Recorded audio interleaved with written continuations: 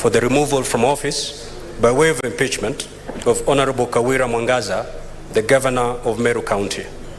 The message was transmitted to the Senate via letter signed by the Speaker of the Meru County Assembly, reference number CAM/Res/Volume V/2, dated 15th December 2022, and received in my office on the same day. Pursuant to the Standing Order 48.1 of the Senate, I shall now report the message to the Senate. This is to inform you that on Wednesday, the 14th day of December 2022, during the afternoon sitting of the County Assembly of Meru, via the resolution of the Assembly and pursuant to the provisions of Article 181 of the Constitution of Kenya, 2010, Section 33 of the County Government Act, 2012, as read together with the provisions of Standing Order number 65 of the County Assembly of Meru, Standing Orders approved the motion to remove from office the Governor of Meru County by way of impeachment. The purpose of this letter is to therefore inform you of the aforementioned resolution and to forward the same to your esteemed office in line with the provisions of Section 33(2) of the County Government Act 2012 and Standing Order number 65(6) of the County Assembly of Meru Standing Orders for your further action. Attached herewith, please find a schedule containing the bundle of documents, records containing evidence adduced, notes and records of proceedings before the County Assembly for your reference and records. Honorable Senators, as stated in the letter from the Speaker of the County Assembly of Meru, the following documents were forwarded to the Senate, being the record of proceedings of the County Assembly and the evidence adduced in support of the impeachment motion. Honorable Senator, kindly welcome.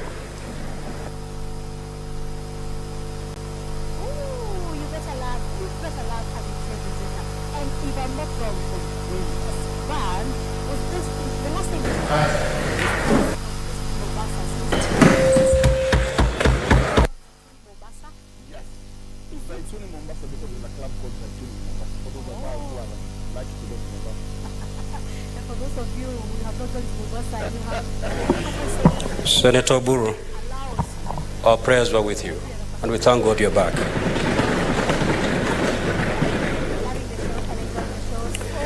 As stated in the letter from the Speaker of the County Assembly of Meru, the following documents were forwarded to the Senate, being the record of proceedings of the County Assembly and the evidence adduced in support of the impeachment motion. 1.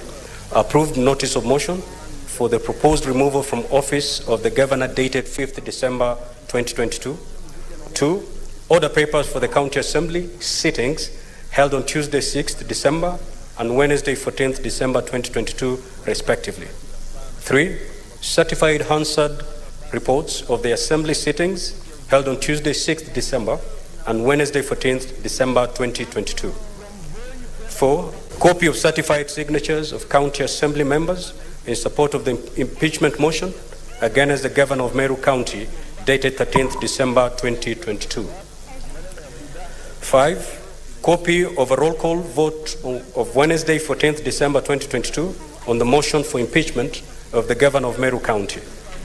6.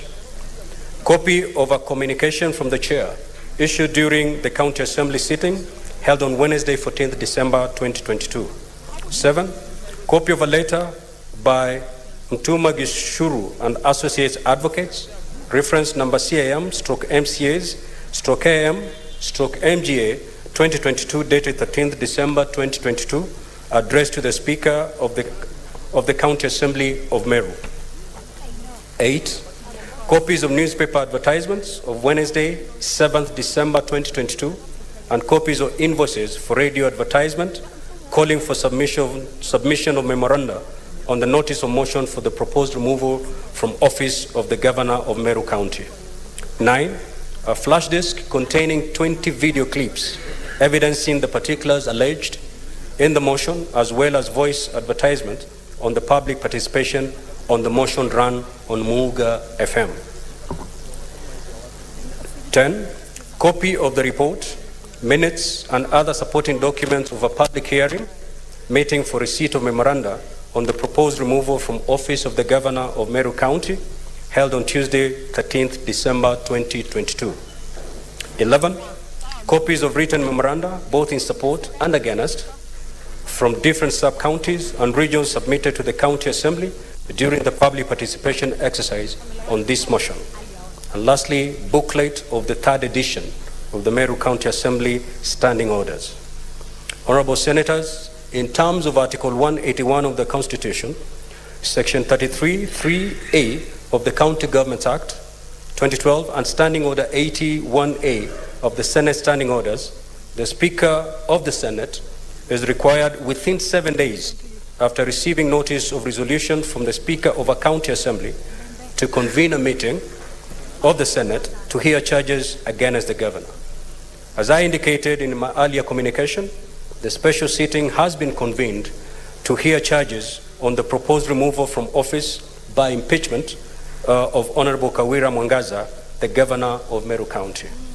Pursuant to Section 33 3B of the County Government Act and Standing Order 81A of the Senate Standing Orders, I hereby proceed to read the charges against the Governor of Meru County as contained in the motion of impeachment by the County Assembly of Meru. Charge 1. Nepotism, illegal appointments, unlawful dismissals, and usurpation of the constitutional and statutory functions of county organs. The particulars of these allegations include: 1. Appointment of a husband to county offices. 2.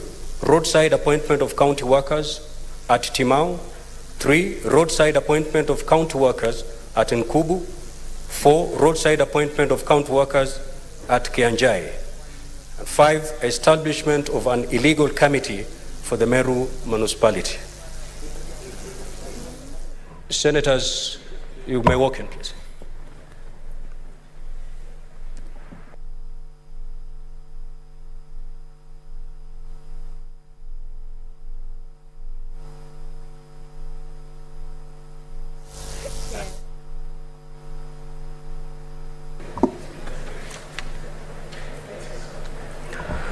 Charge 2, incitement, bullying, vilification, and misleading campaigns against other leaders. The particulars of this allegation include: 1. Humiliation of the Meru County Assembly Minority Leader, vilification of the Meru County Assembly Minority Whip and other leaders. 3. Vilification of the Senator of Meru County. 4. Vilification of the Cabinet Secretary for Agriculture. 5. Vilification of the Member of the National Assembly for Tigania East constituency. And lastly, vilification of the Catholic Church and clergy. Charge number 3, forceful entry into the County Assembly precincts and mobilization of unlawful riots against members of the County Assembly.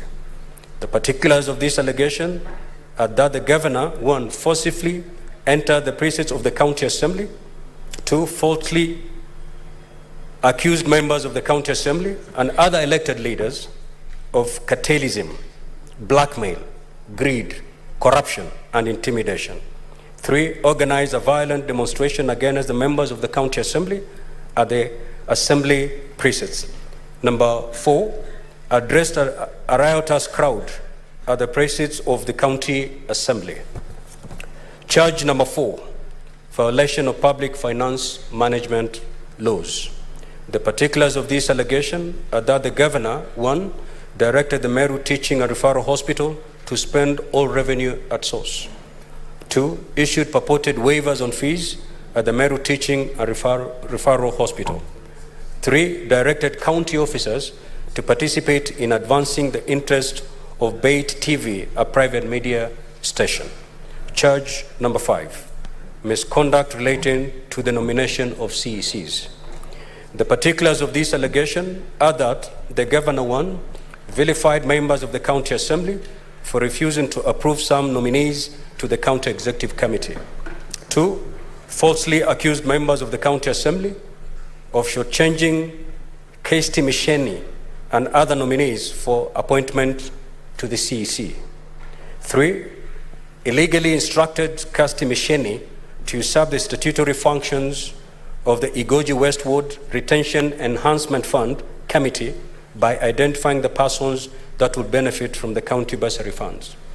4, failed to submit names of other candidates to the county assembly for approval for appointment to the CEC.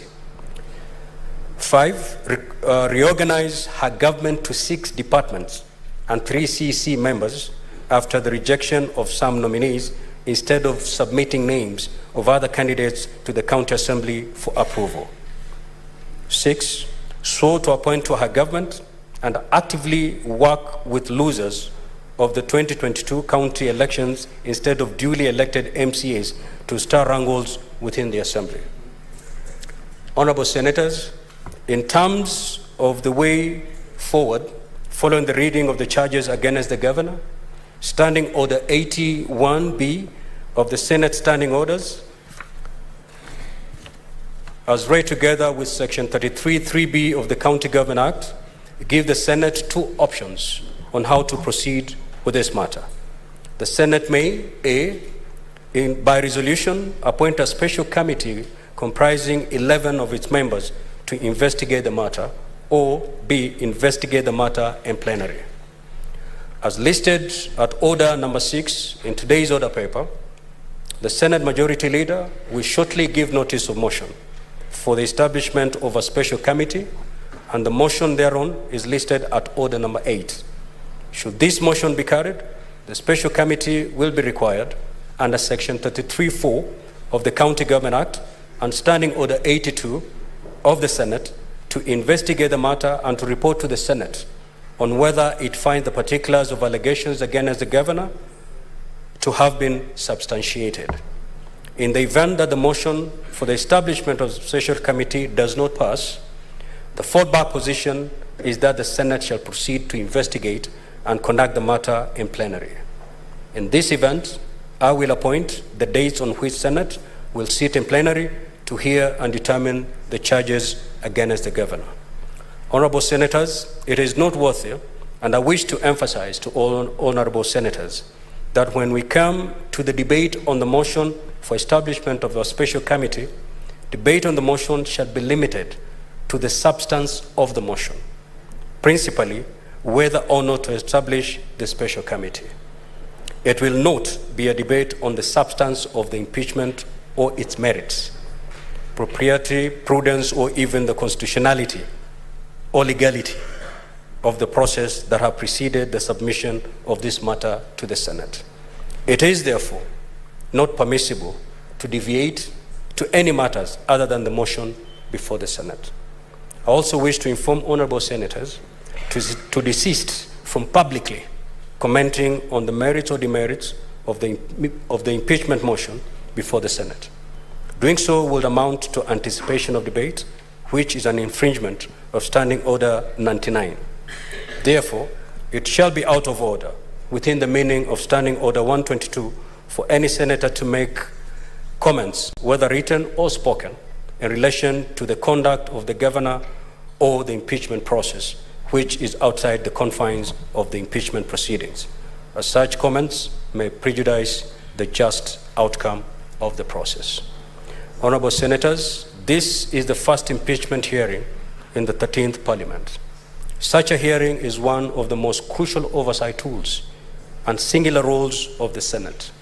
In undertaking this mandate, the Senate will be sitting as a quasi-judicial body and will conduct investigations into the alleged infractions of the Constitution and the law, and thereafter make its determination in this matter. I conclude by urging all honorable Senators to exercise the highest level of responsibility on this matter. Honorable Senators, I thank you. Next order. Order number 4, petitions. Order number 5, papers. Order number 6, notices of motion. Majority Leader.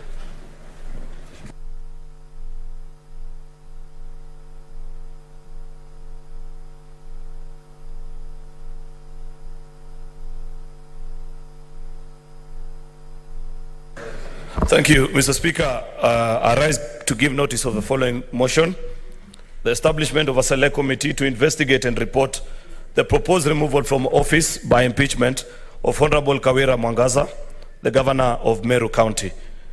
Mr. Speaker, that whereas pursuant to Article 181 of the Constitution and Section 33 of the County Governments Act on 14th of October 2022, the Meru County Assembly approved a motion to remove from office by way of impeachment Honorable Kawira Mwangaza'S, the Governor of Meru County.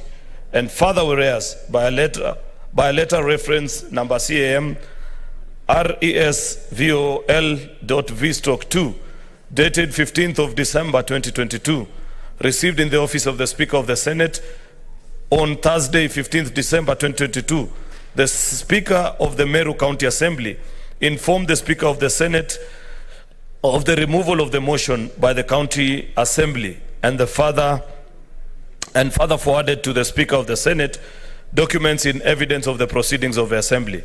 And whereas pursuant to Section 33(3) of the County Governments Act, Standing Order number 81B of the Senate by resolution may appoint a special committee comprising of 11 of its members to investigate the matter. Now therefore, pursuant to Section 33(3)B of the County Governments Act and Standing Order 81B, the Senate resolves to establish a special committee comprising of the following: Senator 1, Senator Boni Halwale; 2, Senator Jackson Mandago; 3, Senator Karungo Dhangwa; 4, Senator Esther Okenyuri; 5, Senator Roba Ali; 6, Senator Peris Tobiko; 7, Senator Eddie Gisheru; 8, Senator Joseph Kamau; 9, Senator Edwin Sifuna; 10, Senator Agnes Kavindu; 11, Senator Jones Mwaruma, to investigate the proposed removal from office of the Governor of Meru County, and pursuant to the Standing Order 82, to report to the Senate within 10 days of its appointment on whether or not in its findings the particulars of the allegations against the Governor have been substantiated. Thank you, Speaker.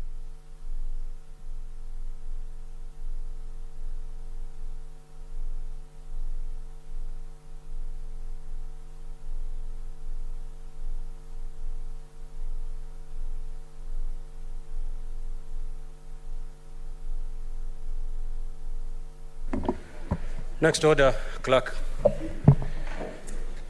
Order number 7, statements. Order number 8, motion. Establishment of a select committee to investigate and report on the proposed removal from office by impeachment of Honorable Kawira Mwangaza'S, the Governor of Meru County. The Majority Leader, may you move the motion? Thank you.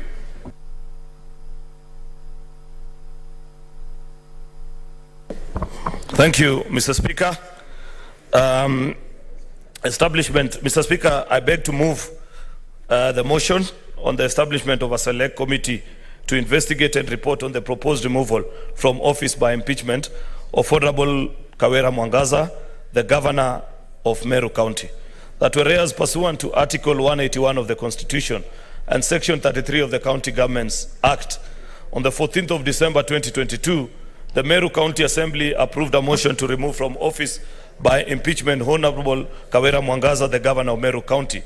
And further whereas by a letter reference CAM RES volume V2 dated 15th December 2022, received in the office of the Speaker of the Senate on Thursday the 15th of December 2022, the Speaker of the Meru County Assembly informed the Speaker of the Senate of the approval of the motion by the County Assembly, and further forwarded the Speaker of the Senate documents in evidence proceedings of the Assembly. And whereas pursuant to Section 33(3)B of the County Governments Act, Standing Order number 81B of the Senate by resolution may appoint a special committee comprising of 11 of its members to investigate the matter.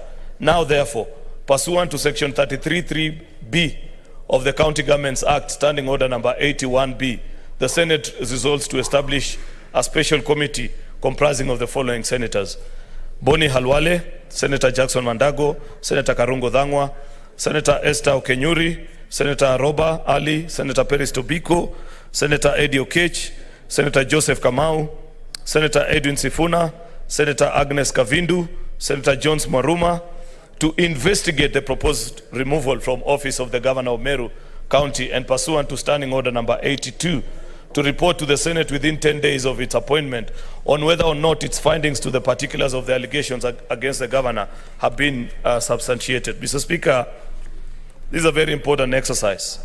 The reason the Senate exists is to provide, or to rather to secure the interest of counties, their governments, and its people.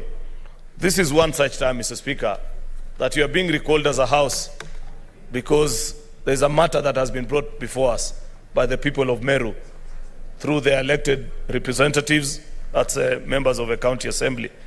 And as a House, we are being invited to listen to the dispute that exists between the county government, the executive, and the assembly, and the reasons that the members of county assembly have provided for impeaching their governor and requesting this House to agree with them and send the governor packing.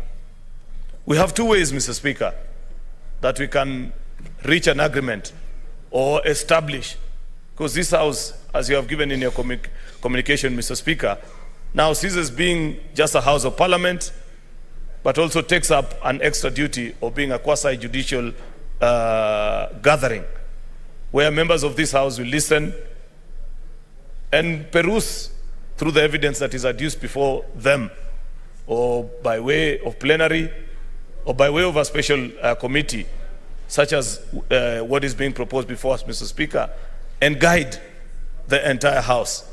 Mr. Speaker, I am aware that over the years, and it's good to put matters into perspective so that maybe many of our colleagues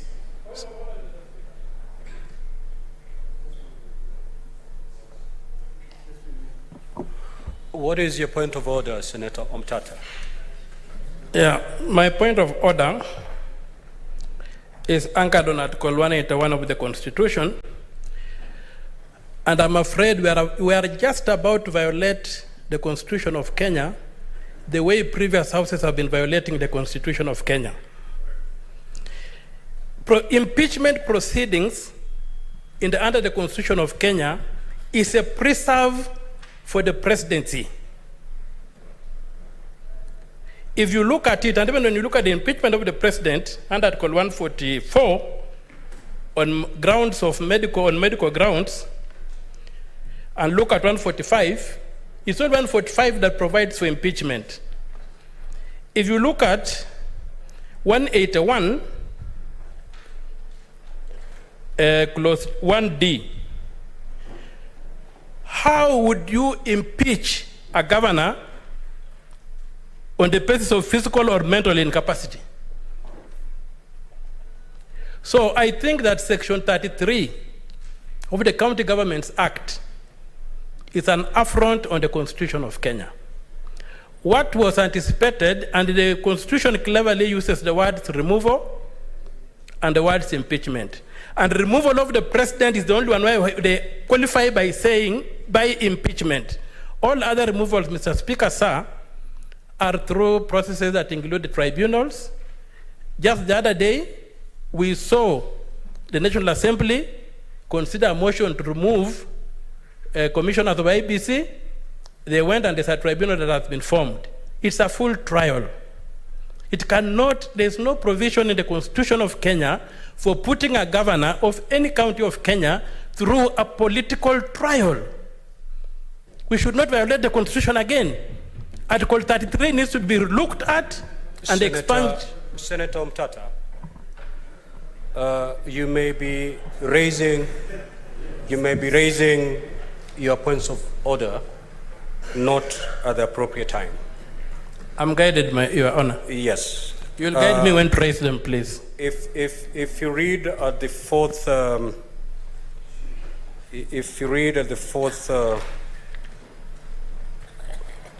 the third schedule, the rules of procedure for the hearing and determination of the proposed removal from office by impeachment of a governor. And I'll take you straight all the way to Regulation 13 and 14. Such preliminary objections have their space within the procedure. And therefore, if indeed you are inclined to move the way you're moving, then there is a time when you can actually bring those preliminary points, and they'll be determined at that level. As we are now constituted, the leader of majority is moving the motion as to whether we are going the plenary way or the special committee way. After all that is settled, before the hearing, then such preliminary objections can be raised and be dealt with before the main hearing actually commences. Thank you, Mr. Speaker. You know, it's interesting to have Senator Mtata here, because at some point he will have to draw a line, and this is with no ill will or malice actually, or bad intent on him, because he has carved a space for himself as a public interest litigant, but now he has another platform.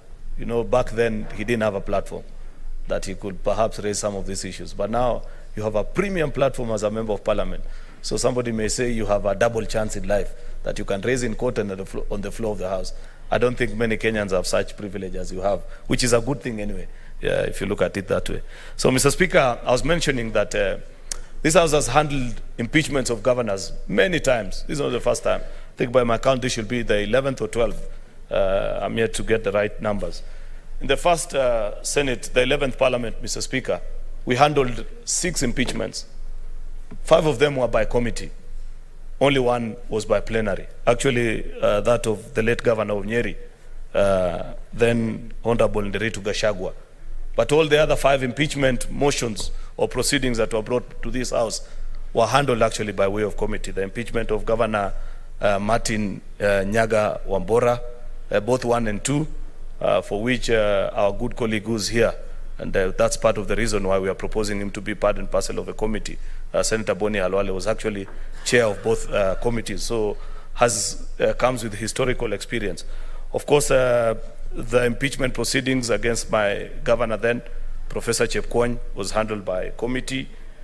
Same in the impeachment motion against Deputy Governor for Machakos, Bernard Kiala, handled by committee, and Governor Mwangi Waendria of Muranga. They were all handled. So 5 out of 6 were handled. In the 12th Parliament, which is last Parliament, Mr. Speaker, 5 matters were considered by the Senate. 2 of the matters, that of Honorable Granton Saboja and Ann Mumbi Waiguru, were handled actually by committee. The other 3, that of Mohammed Abdi, Ferdinand Ndung'u Waititu, and the very famous one of Mike Gideon Mbuvi Sonko of Nairobi, were handled by plenary. Therefore, what's my point, Mr. Speaker? That either way, this House can proceed to guide, to consider an impeachment motion that has been brought before us. But you want to look at the circumstances, the timing, which one precedes the other. I do not hold in my mind that there is one method that is superior to the other. You'll find people that are saying, why can't we go the plenary way? Others that are saying, why can't we go the committee way? Out of personal experience, and I think I have lots of it, therefore I'm qualified to give a qualified opinion on this, Mr. Speaker, is that both ways are extremely effective. And whichever way that we have pursued it in the past, the Senate has returned the decision either way. There have been moments where we went to the committee and the motion was dropped, or even went to the committee and the charges were upheld, and vice versa when you go to the committee way. I want to propose to the members this afternoon listening to me that we go the committee route, Mr. Speaker, that we grant a committee 11 colleagues of ours who have been given an opportunity to go and listen and read and peruse the documents that have been produced before the Senate, and come and convince this House of whatever finding they will get, either to impeach or to drop the charges. As a House, we shall be gathered again and be granted equally the opportunity to read a further refined report from the 11 colleagues of ours, men and women that I consider to be fully competent. You know, Mr. Speaker, I love the fact that in this House, and if you read the language of a constitution, is that it looks at us as 67 senators. I do not for any reason entertain the thought that there are senators who are better than others. We have different giftings, abilities. Some have been here longer, some have been here. And if you look at the proposal that has come to the committee, or the proposed committee that has been laid before us, has a mix of both new members, ranking members, whichever, men, women, elected, specially elected by way of nomination, has all the shades and colors. But of course, as is the nature of human beings, many people will say, why not me? And I want to discourage our colleagues from having such a view to life. Because if we begin transacting the business of Parliament and saying that any time a motion perhaps comes before the House, if so-and-so is not included, if myself am not included, then maybe for that particular reason, I may not necessarily support, then we wouldn't be sending precedents about it. So I want to convince the House, and I want to propose to you, colleague senators, that given that this has come during a Christmas break, many of you perhaps were home with your families, with your constituents, with your loved ones, that we give the due attention that can be gotten, especially at this particular time, only by way of a committee, to have the time to listen to the presentations by a county assembly, let the governor come and defend herself as well. And then, once the committee has concluded on the work, I'm sure we shall have, and we have by mandate of law, actually by provisions of the County Government Act, we have to be gathered here in the next 10 days and come and listen to the presentation of our colleagues on what they were able to establish in this particular case, Mr. Speaker. I want to also urge members, generally the Special Committee, and even members of the Senate, not to be intimidated, because impeachment is not a very easy procedure. People have their opinions. Others want to cast us into a particular painting and lighting. You know, I've seen so much go around. I believe, Mr. Speaker, and I say this with authority, that every time the Senate has gathered itself to consider an impeachment motion, we are guided by the evidence that is provided before us. So there's no need to run a campaign around all the issues that are being brought before us, Mr. Speaker. Oh, this is a particular agenda issue. Many are being biased and things like that. You know, I've seen all these things and I felt, Mr. Speaker, I'm not speaking about the substance of a motion, but I'm speaking about the placing of Senate and why it is important to respect us as an institution, such that when matters are brought before us, you allow us the latitude, because these are men and women of integrity. They have the wherewithal to know what is right and what is wrong for a country. There's no need to run campaigns around us. Especially, for example, I've seen men being taunted and being reminded, you know, I'm a big champion of women in leadership. And I like when the campaign is run right, but also don't run it in a way that you're castigating men for the wrong reasons. You know, I have followed and I see the debate. We are being told, oh, you know, perhaps this infamous guitar-loving husband, that if it was a spouse of a male governor doing the same things that he's doing, you guys will not have a problem. But I want to challenge them and ask them, please show me the spouse of a male governor who goes into altercation with the leaders of that particular county. You will not find any. You know, therefore, even as we convince the House and speak about the issues that are being brought before this particular, allow the Senate the space to carry out its duty without necessarily running any particular theories around us on what should guide us and what shouldn't. Let members make a decision either way, either to impeach or not to impeach. Therefore, Mr. Speaker, I want to urge my colleagues, without taking a lot of time, because I believe we'd wish to hear the opinion of our colleagues, but I plead with you that given the circumstances that we find ourselves in fact, I don't envy members that are going to serve in this committee, because the minute you take up responsibility, you forget about Christmas. You're actually going to spend your Christmas working here in Nairobi, perusing the documents, because immediately on the 27th, or even actually earlier than that, all the way to 24th, you shall be working, perhaps break only on the 25th, which is Sunday, and Monday, the 26th, on 27th, be back at work, so that you're able to conclude, because by 30th of December, this House must make a decision either way with particular to this. Therefore, I don't even envy these colleagues of ours, because they have got to spend their Christmas working. But what to do, Mr. Speaker, because that is the reason, that's our reason for existence as a House, to protect the interest of our counties, Mr. Speaker. Therefore, I want to plead with our colleagues that let us go this particular way, support the establishment of this special committee. There'll be opportunities in future, because there are people who've talked to me and have said, Majority Leader, grant me an opportunity. I also want to carry out an investigation. Believe you me, given the way many of these governors are behaving, and I have observed governors for a while, therefore I know, we will have very many of them before this House. Perhaps even before February, we reconvene. There will be other customers to come and deal with impeachment issues in this House. You'll get the chance to serve in committees. You'll get the chance to serve in special sitting until you will be tired. So while I understand that this is the first one and many people are saying, oh, I wish I was a member, or let's go the plenary way, we will have opportunity either way. The statistics that I've given you have shown that the House actually distributes these things almost on equal measure between special committee and plenary. So we will have a taste of both.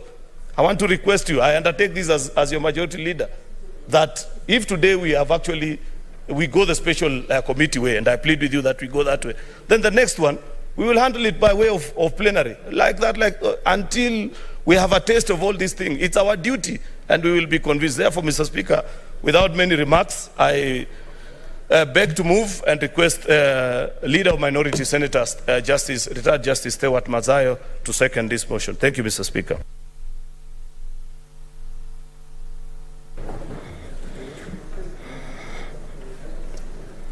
Asante Bwana Spika. Bwana Spika, nataka kuunga mkono ndugu yangu alivyosema Aaron Cheriot, akiwa kama kiongozi wa walio wengi, ya kwamba kuna njia panda, ya kwamba tuende kulinganishana na kamati ya bunge zima, ama sivyo tuweze kuchagua kamati ambao kwa maoni ambao tulikuwa tumeshaongea hapo awali mimi na yeye, ni kwamba njia ya kamati ndio itakuwa njia ambayo itakuwa ya mwafaka sana, kwa sababu itaweza kupatia nafasi wale maseneta ambao tutakuwa tumechagua ni njia gani ama ni mwelekeo gani, na kuangalia zile karatasi zote ama stakabadhi zote ambazo zitakuwa zimeletwa kwa kusikiliza hii kesi. Bwana Spika, si njia rahisi ya kwamba mtu kama sasa ameletwa ndani ya bunge la Senate na haki yake ionekane kupotoshwa. Tunataka ya kwamba wale maseneta ambao tutakuwa tumechagua waketi katika kamati waweze kufanya kazi muafaka, kazi ambao wataangalia zile stakabadhi zote na wazikague, waone ni wapi ambapo watapitia na kutuambia hii ndio njia ya kisawasawa. Bwana Spika, vile vile tunaona ya kwamba tukifanya yote iwe upande wote wa kamati ya bunge la Senate, itakuwa ni muda kidogo sana ambapo tunaweza kuchukua nafasi hiyo kwa sisi kukubaliana, ama ripoti kuwa ile ambayo itaweza kuchambua yale mashtaka na yule atakavyokuwa amejitetea, ili kuweza kuja na mwelekeo fulani ambao utaweza kuangalia ni njia gani ambayo tutaweza kupitia. Bwana Spika, kwa hiyo kwa maoni yangu mimi naona ya kwamba njia ile ya kamati ndio njia ambayo itaweza kufafanua na itaweza kuona ya kwamba huyu gavana ni kweli alifanya yale yanayodaiwa ama hakufanya yale yaliokuwa yanadaiwa. Cha pili, tukiwa kama senators hapa, tuko na imani na ile kamati ambayo tutaichagua. Tunajua ya kwamba senators wote walioko hapa ndani wanao uwezo wa kuketi katika hii kamati, lakini kuna sababu zake muhimu ndani ya sheria. Ni kwa sababu gani tunasema ya kwamba watu wakiwa kama 11 sio kama watu ambao wako 60 na. Kwa hiyo wale watu 11 wakiwa wanaweza kuketi na kila mtu akawa na wakati maalumu wa kuweza kupitia zile records, itakuwa bora zaidi kuliko sisi tukitumia kamati ya nyumba nzima ama committee of the whole house. Kwa hiyo mimi nasema tu ya kwamba tuko na imani, na mimi nataka kuona ya kwamba wale watu ambao tumechagua ambao wataweza kuketi katika kamati kama hii, tuko na imani nao, na tuna imani ya kwamba wataweza kuwa na kutupatia mwelekeo wa kisawasawa. Bwana Spika, vile vile tunaona kwamba tumekuwa hapa ndani ya hili bunge, na ni wakati sasa kuthibitisha ya kwamba Senate vile tunavyosema ndio nyumba kubwa ya bunge hili letu la Kenya. Kwa hiyo tuchukue nafasi hii kuona ya kwamba haki imetendeka kwa wale wanaoweza kushtaki, na yule mshtakiwa mwenyewe pia apewe nafasi nzuri ya kuweza kuangalia stakabadhi zake atakazojitetea, ili tuweze kuona uhaki uko pande gani. Kwa maoni yangu mimi naona vile vile ningeweza kusisitiza senators wenzangu tuende njia ya kamati, kwa sababu hiyo ndio njia ambayo itaweza kutupatia uamuzi wa kikamili. Asante Bwana Spika.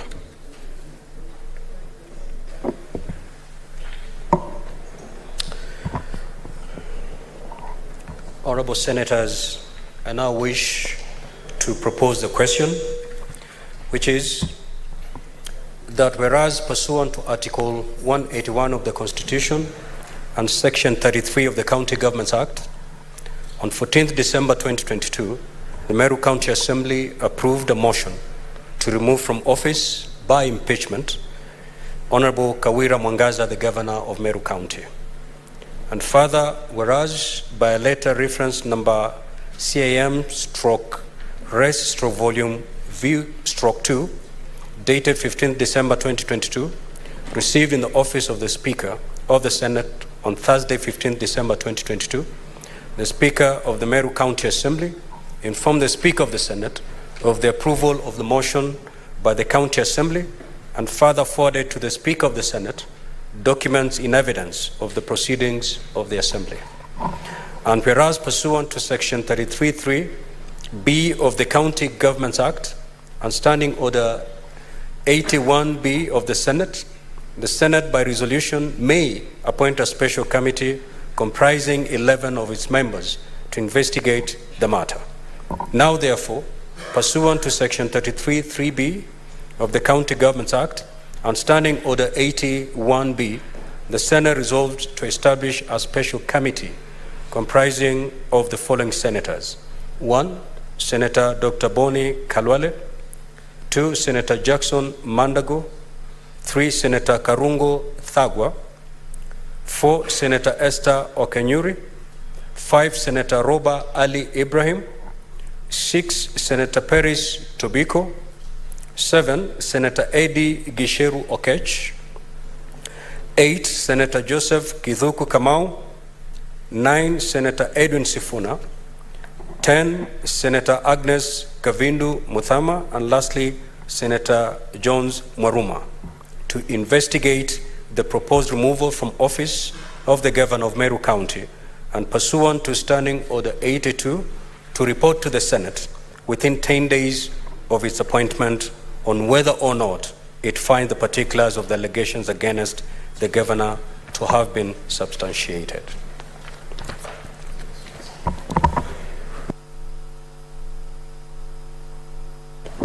Senator Gloria.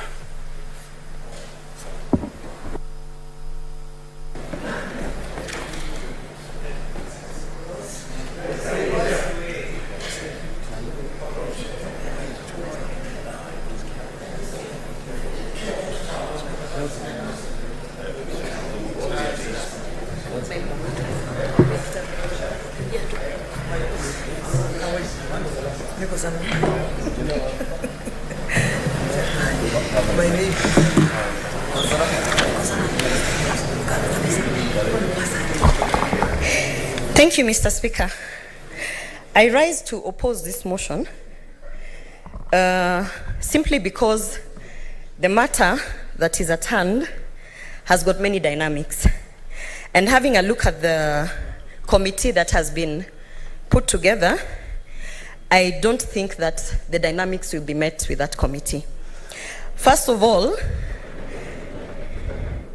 the impeachment motion of this particular governor touches on a lot of gender issues.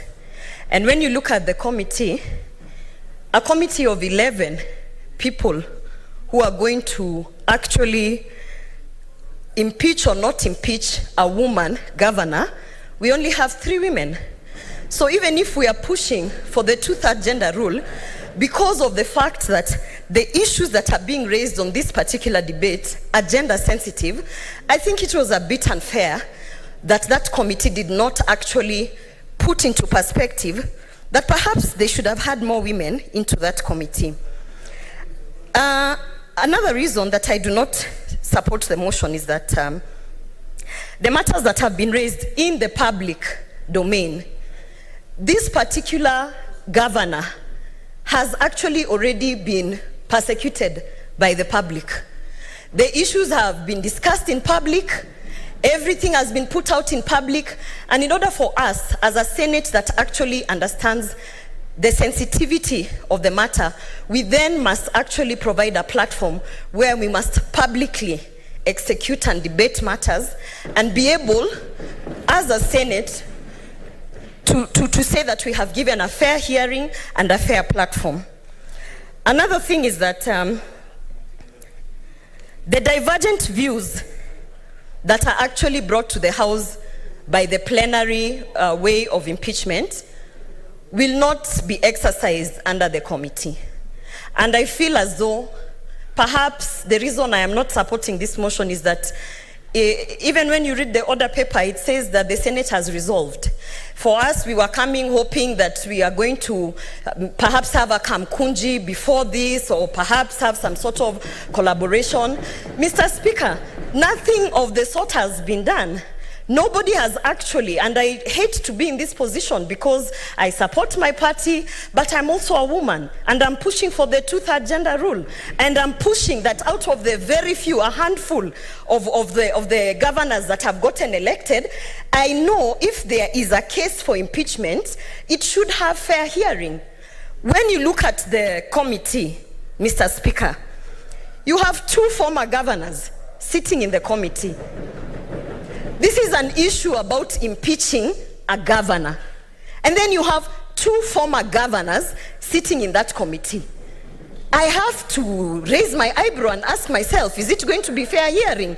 Because there's already a conflict of interest there to have 2 former governors sitting and saying they are going to give fair hearing. And finally, Mr. Speaker, what is your point of order, Majority Leader? No, Mr. Speaker. Resume your seat. Senator Gloria, kindly take your seat. You know, Mr. Speaker, we have very clear rules of debate. When you're debating, you cannot impute improper motive on your colleagues without a substantive motion. I want Senator Gloria, because she's now imputing improper motive on first me as majority leader, secondly as SBC, that by including colleagues, you know, there are former fishermen here, there are former touts, there are former herders, there are former governors. Please let her show me which standing order says a former governor should not serve in any particular committee of this particular house. But that is a less substantial matter. What I want her to tell me, I'm on a point of order, my neighbor. Allow me to make my point. Listen, Mr. Speaker, the thing I want Gloria to explain to me is how Senator Gloria, sorry, my apologies.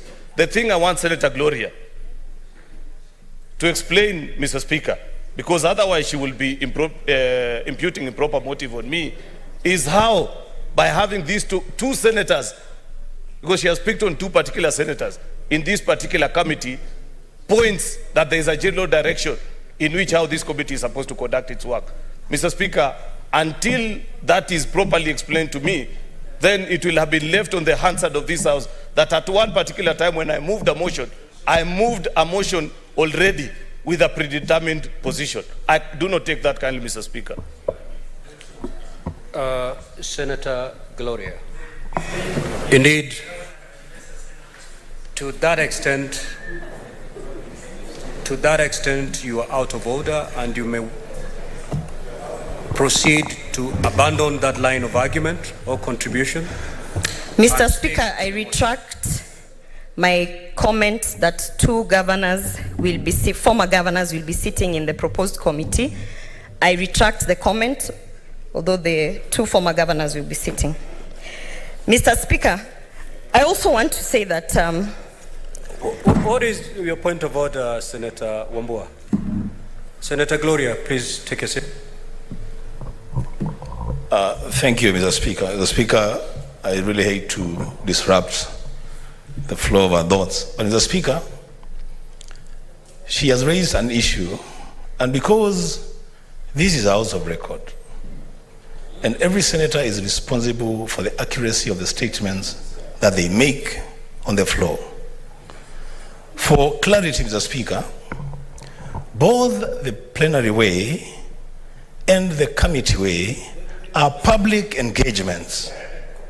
A wrong impression should not be created here, Mr. Speaker, that if you go the plenary way, it's going to be a sitting in camera. It is a public engagement as much as a plenary way would be a public engagement. Mr. Speaker, for accuracy and for purposes of record, that is important to note. Proceed, Senator Gloria. I hope you've been fully informed. Yes, Mr. Speaker, I've been fully informed. Mr. Speaker, allow me to also put across that you have seen the manner with which this gender, which is the female gender, the women senators, have to fight in this house. To even be called by their title, Senator Gloria, becomes a war in the house.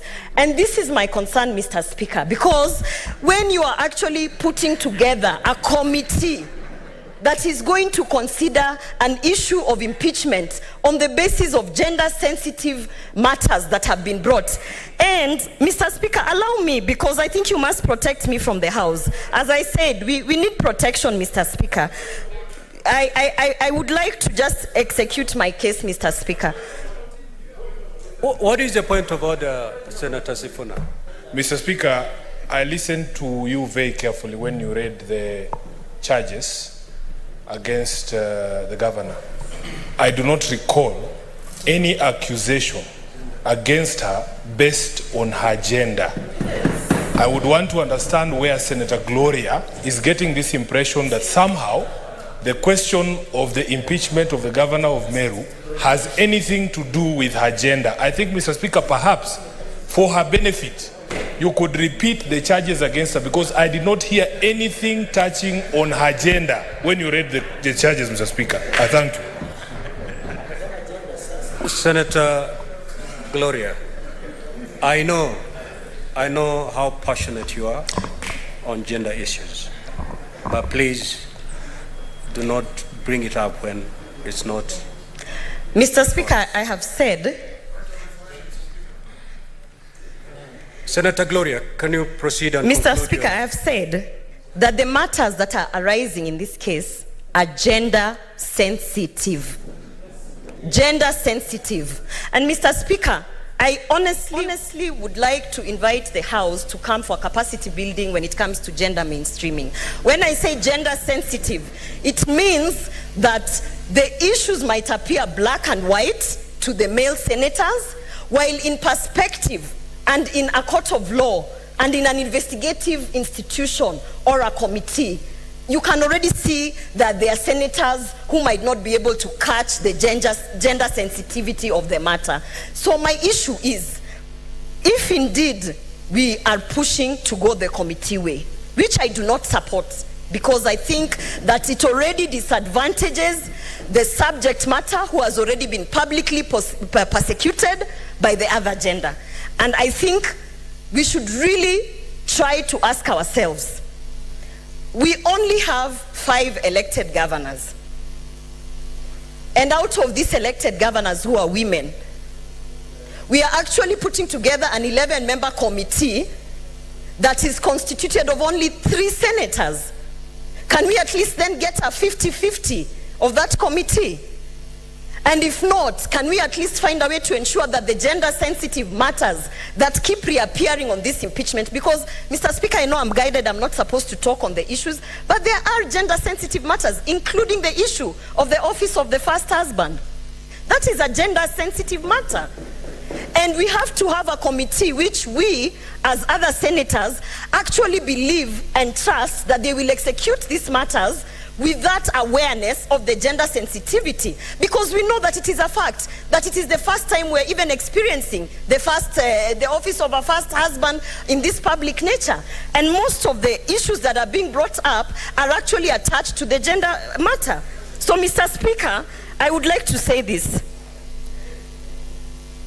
It is improper, and perhaps I would say morally improper, that a select few members come together and put together an 11-member committee without holding a kamkunji of any sort, without actually trying to talk to the senators and say, this is the weight of the matter, get divergent views. And Mr. Speaker, we come to the floor of the House, we are thinking we are coming to execute our duties, and we are being told under the order paper that the Senate has already resolved to put an 11-member committee. So I oppose this motion.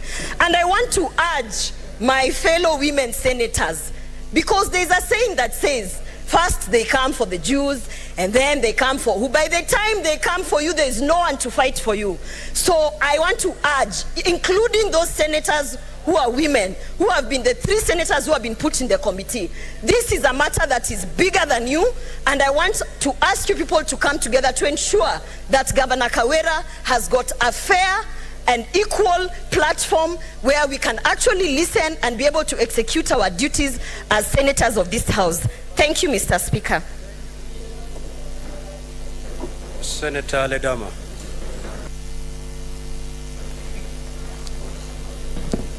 Mr. Speaker, thank you. Mr. Speaker, I rise to support this motion on the following reasons. One, I empathize with my colleague who just left, Senator Gloria.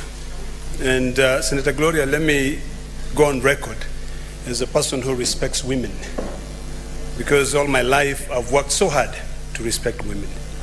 The issue today is something which is very emotive, and I know where you're coming from.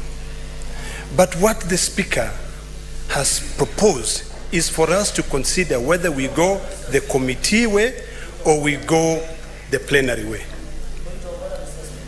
Mr. Speaker, listening to your communication. Okay, please just take your seat, please. Please take your seat. Please take your seat. Senator Ledama, proceed. Thank you, Mr. Speaker. Mr. Speaker, let me reiterate again, and I hope that I can be protected from Mr. Speaker. What is the point of order, Senator? What is the point of order? Mr. Speaker, point of order is a right, it's not a privilege. Standing order number 91. Stop shouting. You are not in Maasai market. Stop looking down at people. Kindly. No. Don't stop shouting at me. You are not in a market. Point of order, Mr. Speaker. Standing order number 91. You are out of order, Senator Chirenge. You have the floor. Address the chair. Mr. Speaker, point of order on 101 contents of the speech and standing order number 1. The Senator of Narok, my good friend, who happens to be the Deputy Minority Leader, should stop engaging a member directly. He should stop, Mr. Speaker. Instead of talking to Gloria directly, he should address Gloria through the chair. And that is what I'm just saying. So, Mr. Speaker, this is not a protest, my brother. Easy maandamano. Mr. Speaker, what I'm saying is that he should engage Senator Gloria through the seat, Mr. Speaker, through your chairmanship. Not assenting, Mr. Speaker. And we need protection. If there are people who want to do maandamano, they can go to Kamukunji. This is a house of rules and regulations. He should just address Senator Gloria through the chair, Mr. Speaker. And therefore he's out of order. Very well, Senator Chirenge. Senator Ledama, kindly proceed. Mr. Speaker, I know people are excited to go on holiday, but being cantankerous should not be one of the excitements. Mr. Speaker, earlier on I indicated clearly that I support this motion because this will not be my first impeachment proceeding, or rather removal proceeding, that I participate in. I've sat here and I know the reasons why I was among the people who proposed that we go the committee way. Mr. Speaker, I sat on this very chair when we were removing Governor Mike Sonko. And my colleague who was sitting on the right, the majority leader, said to me, this is a political process. This is not a legal matter. On that day, I was naive. I sat there, I took my pen and paper, and I was following the arguments which were being made by the legal counsels for both parties. But ultimately, when it came to the point of us voting, I was not given an opportunity. Our standing orders do not give us an opportunity to now contribute and say, this is the reason why I will vote to impeach Mike Sonko, or these are the reason why I will not vote to impeach Mike Sonko. Mr. Speaker, it was simple. Come and vote. Article 123 of the Constitution. And this is to inform my dear sister, the nominated senator, what's her name? Senator Gloria, that ultimately, when it comes down to voting, only head of delegations are the ones who will vote. Elected senators. That is by the Constitution, that is not by Ledama Olekina. So it doesn't matter whether the matter is so emotive. In fact, what will even give the governor an opportunity for a fair hearing is when a committee sits, looks at the issues, the evidence, go through. Mr. Speaker, when I sat here, even if I had my pen and paper and I can read very fast, I never got an opportunity to examine the evidence which was being presented for the removal. Honorable senators, can you consult in law? So, Mr. Speaker, like I said, I know this is an emotive issue, but for the first time, let us be seen as having given justice an opportunity. I particularly say that I would never participate, although it is my duty, I would never participate in a plenary session to remove a governor. Because what we do, we sit here, you know, the two parties argue their matters, they bring matters of law. We are not a court of law, we are quasi-judicial process. In fact, it is purely political. It has got nothing to do with law. We know very well when I listen to the charges you brought that have been read out, Mr. Speaker. You know, I will read Article 207 of the Constitution. I will read Section 109 of the PFM Act. But seriously, sitting down here as a senator, will I get an opportunity now to say, give me the evidence? Let me go through the evidence, the receipt that the governor authorized the spending of money at source. Those are accusations. Mr. Speaker, I think it is important for our colleagues to remember that this Senate does not impeach a governor. The impeachment happens in the county assembly. The county assembly are the ones who impeach the governor. Our job here is very simple. As per Article 181 of the Constitution, is to go through the law that was set up by this parliament, which is the County Governments Act, to go through the process of removal. In fact, it will come to a point whether we're looking at it. We're not going to be looking at see whether this is a man or a woman, or whether the members of the committee were former governors. I dare say that the two distinguished senators who are former governors are really well thought out, very intelligent leaders who can be able to guide this process. So, Mr. Speaker, as emotive as the matter might be, let us remember one thing, that we can today decide, let's change that committee, and we put all nominated women as senators. But when it comes to voting, will they vote? And the fact is, they will not vote. Mr. Speaker, we talked about the issue of men versus women. Those are very emotive issues. But when it comes to a process which is clearly defined by the Constitution, the only people who will vote are the leaders of the delegation. And by design, or rather by the way things are in this country, unfortunately, most of the people who are elected as senators are men. It is a very sad situation, but is that something now that we have to go back to the voters and tell them that make sure that tomorrow when there's a woman who wants to become a senator, elect her. We are talking about this issue of two-thirds gender. But really, should it be a big argument when we are discussing issues of whether to allow 11 of our colleagues? You know, Mr. Speaker, the majority leader, when he sits here, is a very intelligent gentleman. He's not a member of that committee. He chose other members of his party who he thought that would be able to ensure that they give justice to this lady. The minority leader also chose members on this side without looking at the gender. The only thing that we emphasize on was that you are removing a governor. When you are removing a governor, you as an elected senator traverse the entire county to seek for vote. That governor traversed the entire county. If you come and remove that governor and ultimately you don't even have a vote to determine whether she goes home or not, what will it help? So, Mr. Speaker, I want to beseech my colleagues here that let us not trivialize this matter. Let us not bring the issue of two-thirds gender rule to determine how we are going to defend devolution. You know, it is quite sad, Mr. Speaker, that we are sitting in this house today on a special sitting, barely 3 months since the Honorable Governor took office. These are very emotive matters that require sober minds. It requires us to sit down in a committee, go through all the evidence, and then when you come here, because ultimately it will come back to plenary. Mr. Speaker, when it comes to plenary, I want to hear whoever is going to be elected as the chairperson of that committee convincing me whether I should vote to send that governor home or to retain her. My job is really not to impeach a governor. There is no senator here who can impeach a governor. A governor can only be impeached by the MCS. Our job is just to go through.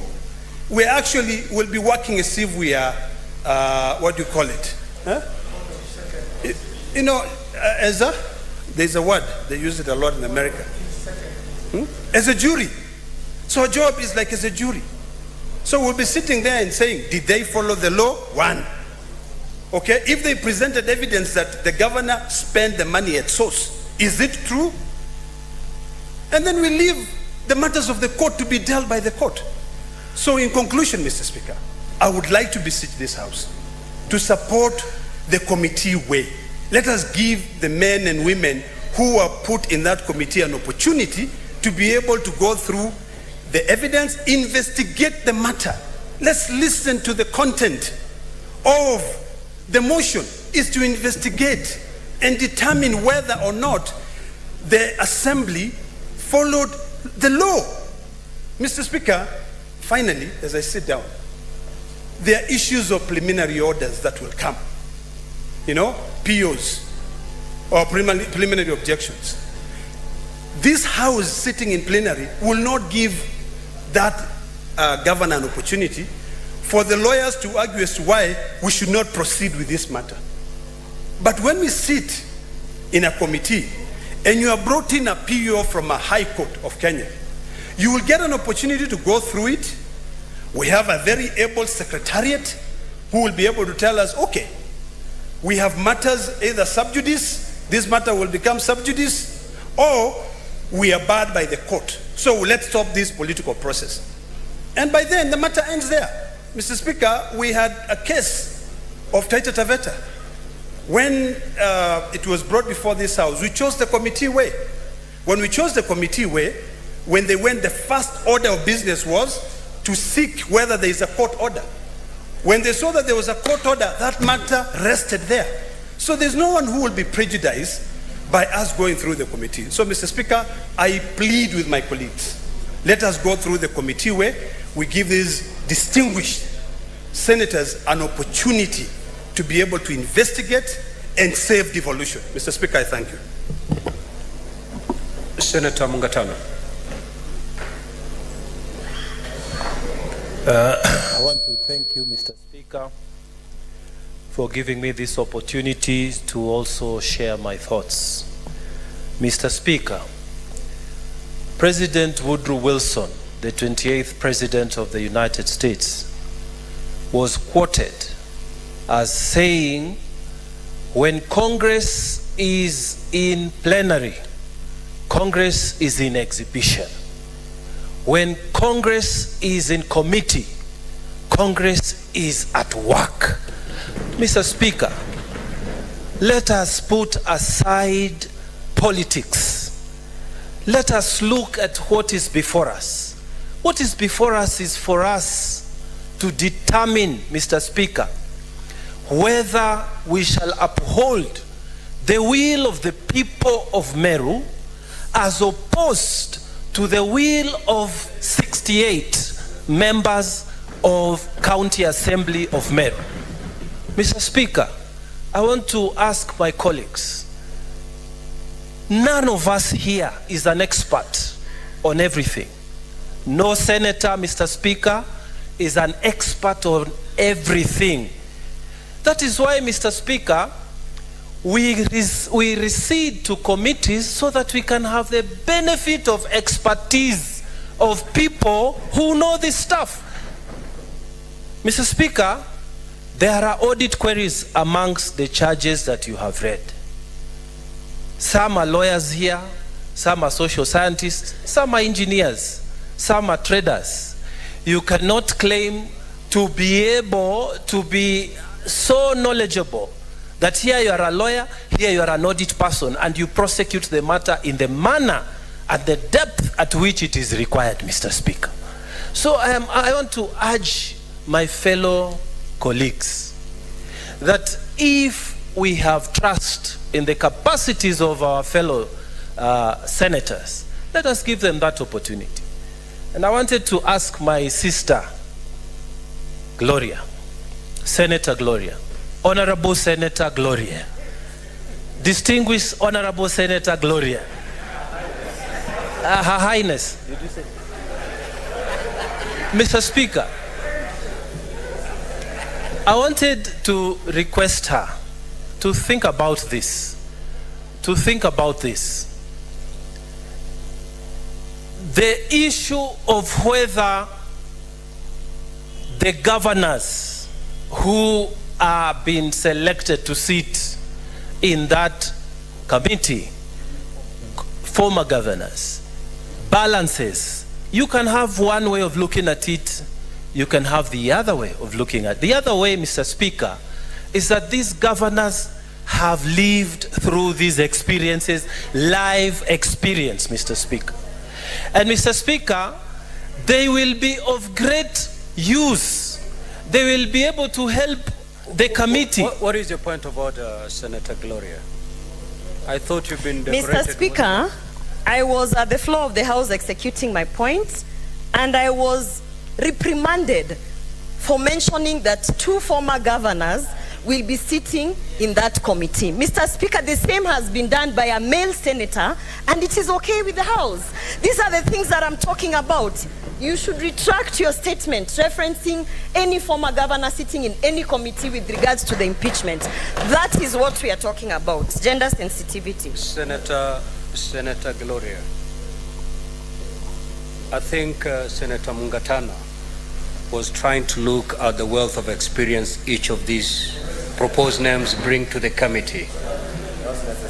Senator Mwangaza'S, proceed. Mr. Speaker, I don't wish to be distracted in my train of thinking, but I want to urge my fellow friends and colleagues in this House, please, let us not be emotional about this thing. Let us put the correct people. And Mr. Speaker, when I'm looking at this list and commenting on the competences of the membership that has been proposed, I'm not out of order. When I say there are legal issues, and maybe we have lawyers there. When I say there are governance issues, and there are people who have been governors before, Mr. Speaker, I'm not out of order to say that the list that has been proposed, Mr. Speaker, is a competent list. And Mr. Speaker, I wanted also to point out this issue, that whenever we are forming committees, we try to bring regional balance. I have looked at this list, the proposed list, Mr. Speaker. I see that the category of regional balance has been met. The category of new and old members of this Senate has been met. Mr. Speaker, the category of those people who have been in that situation that the subject matter of this motion and those who have not been is met. Mr. Speaker, I don't see why we should spend time on this matter. I am urging this House, Mr. Speaker. Mr. Speaker, I'm urging this House. Cherargei, bwana, sit down, bwana. You have not been given the floor. What's the problem with this guy? No, sit down, bwana. Sit down, you're out of order. No. No, you cannot harass the speaker like that, bwana. You sit down, bwana. No. Senator Mwangaza'S, please just have your seat, please. No.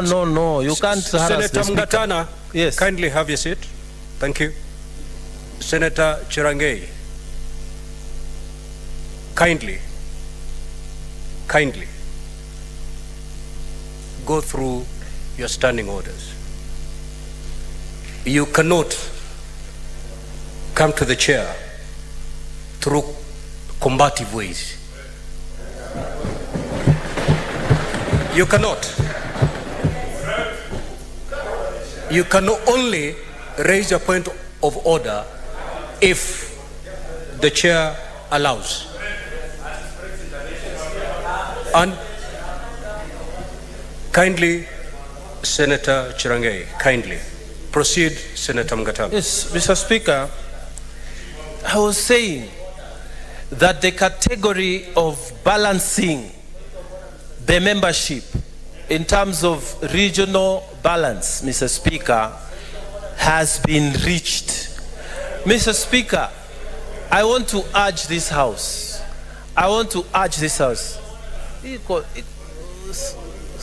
Mr. Speaker, I want to urge this House.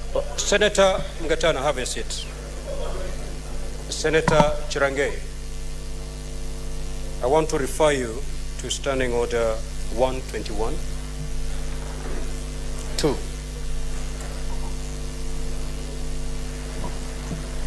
The Speaker may call a senator whose conduct is disorderly, which you are, to order, and A, caution the senator or order the senator to withdraw from the precincts of the Senate for the remainder of that 8 days sitting. I'm going to be lenient.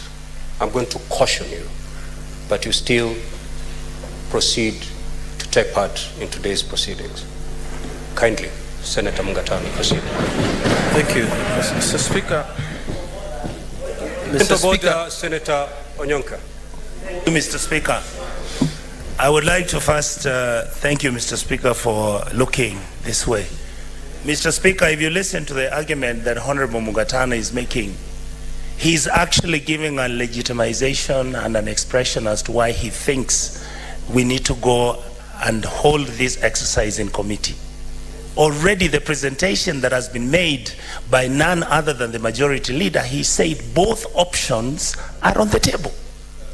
I don't understand why he is arguing that according to him, the best way to conduct this exercise is through committee, and yet as members of the Senate, we must be allowed to vent and discuss this matter because we have issues which are outstanding. And I don't want to, Mr. Speaker, I don't want to be a rubber stamp on this exercise. Allow us to vent. Allow us to explain why we disagree with the majority leader. He may have his way, but allow us to have our way, our say. Senator Onyonka, yes, that is exactly what is happening now. Senator Mwangaza'S has taken a position. He wants to persuade you to go the committee way. Let us allow Senator Mwangaza'S to make his contribution. Thank you, sir. But I hope you will also allow us to make our case. Senator Mwangaza'S. Mr. Speaker, as I take my seat, we have been told in submissions by previous speakers that what we are carrying out, Mr. Speaker, is a quasi-judicial function of this Senate. Mr. Speaker, every person who has appeared in a court of law knows... Honorable Senators, may Senator Mwangaza'S be heard in silence, please. Mr. Speaker, can I be protected from Senator Cherargei? He is deliberately doing this so that I don't get to persuade other people. Senator Mwangaza'S, proceed. Much obliged. If you have an intervention, you press, you don't shout. Much obliged. Mr. Speaker, I'm making my last point before I sit. The process we are engaged in, Mr. Speaker, is not ordinary Senate seeking. Mr. Speaker, it is a quasi-judicial function. Mr. Speaker, any person who has been in court, you know, Mr. Speaker, because you also share a legal background, you know, Mr. Speaker, that people must be given an opportunity to be heard. They must be given an opportunity to present their case. They must be given an opportunity to say why they think those charges are right, and the other side to say why they think those charges are wrong. Mr. Speaker, I wonder if it is possible to do that where all of us are seated. Mr. Speaker, that is why traditionally in every court, you give an opportunity when there's only one person listening. Senator Cherargei. Senator Cherargei. Throw him out, Mr. Speaker. Throw him out. Throw him out. Throw him out. Senator Cherargei, I'm afraid. Go away. I'm afraid this should serve as a final caution to you. In the next few minutes, if you don't conduct yourself in an orderly manner, I'm afraid you may have to watch these proceedings from outside. Proceed and conclude your contribution, Senator Yes, Mwangaza'S. Mr. Speaker, I was just saying that a quasi-judicial process means that we are almost behaving like judges where we are. And then when a judge is sitting, Mr. Speaker, it is a different situation. It is better when there are fewer of us than when we are many of us. Because when we are many of us, Mr. Speaker, the whole mood becomes different. That's when you have the Cherargeis and such people intervening, Mr. Speaker. Mr. Speaker, I'm saying this, that if it is possible, Mr. Speaker, Order members, Senator Mwangaza'S, yes, kindly retract. I retract, Mr. Speaker. But I want to say, Mr. Speaker, normally when people are so many in a group, it is not possible to get all the information that is necessary. So, Mr. Speaker, what I'm asking is this. Let us calm down. Let us have the opportunity to receive all this information through our colleagues. Mr. Speaker, we have trusted our colleagues to bring us information on bills regarding even the Constitution. Why not this one? Serious bills, Mr. Speaker, on money, on everything that pertains to our duties here. Mr. Speaker, I want to urge colleagues, let us trust our colleagues who are in this committee to do the right thing. They will bring the report, we will debate it, we can agree or disagree, but let us give them the opportunity to receive the evidence, to sit with experts, and to give us a proper report. Mr. Speaker, I support. Thank you. Senator Ojenda, Prof.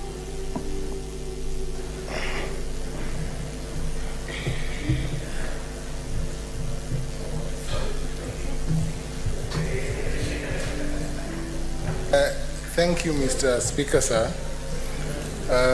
Mr. Speaker,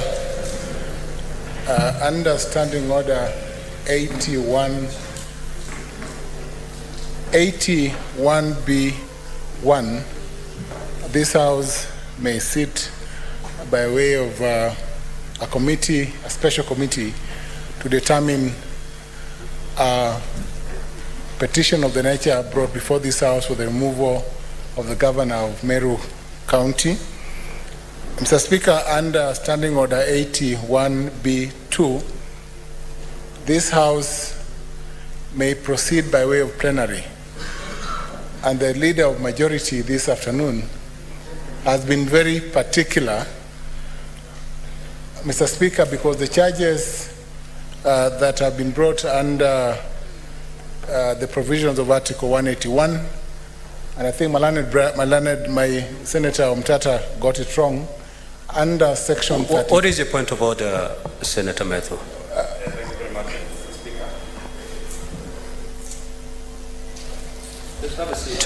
Senator Ojeda. Thank you very much, Mr. Speaker. I am listening to, and I would not have wished to disturb the flow of thought of the good professor, but he's quoting an existent standing order. He's talking about 81, and it is not existent.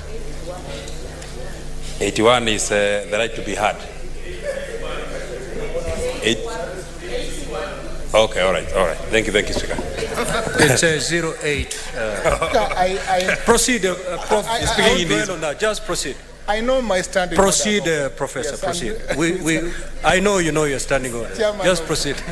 Chairman of Wildlife and Land has not looked at the standing orders properly. Mr. Speaker, sir, under Order 80, Standing Order 81B2, this House may proceed by way of plenary. And Mr. Speaker, sir, an impeachment undertaken under Article 181 on the basis of gross violation of the Constitution, the commission of national or international crimes, and or abuse of the Constitution has thresholds, Mr. Speaker, sir.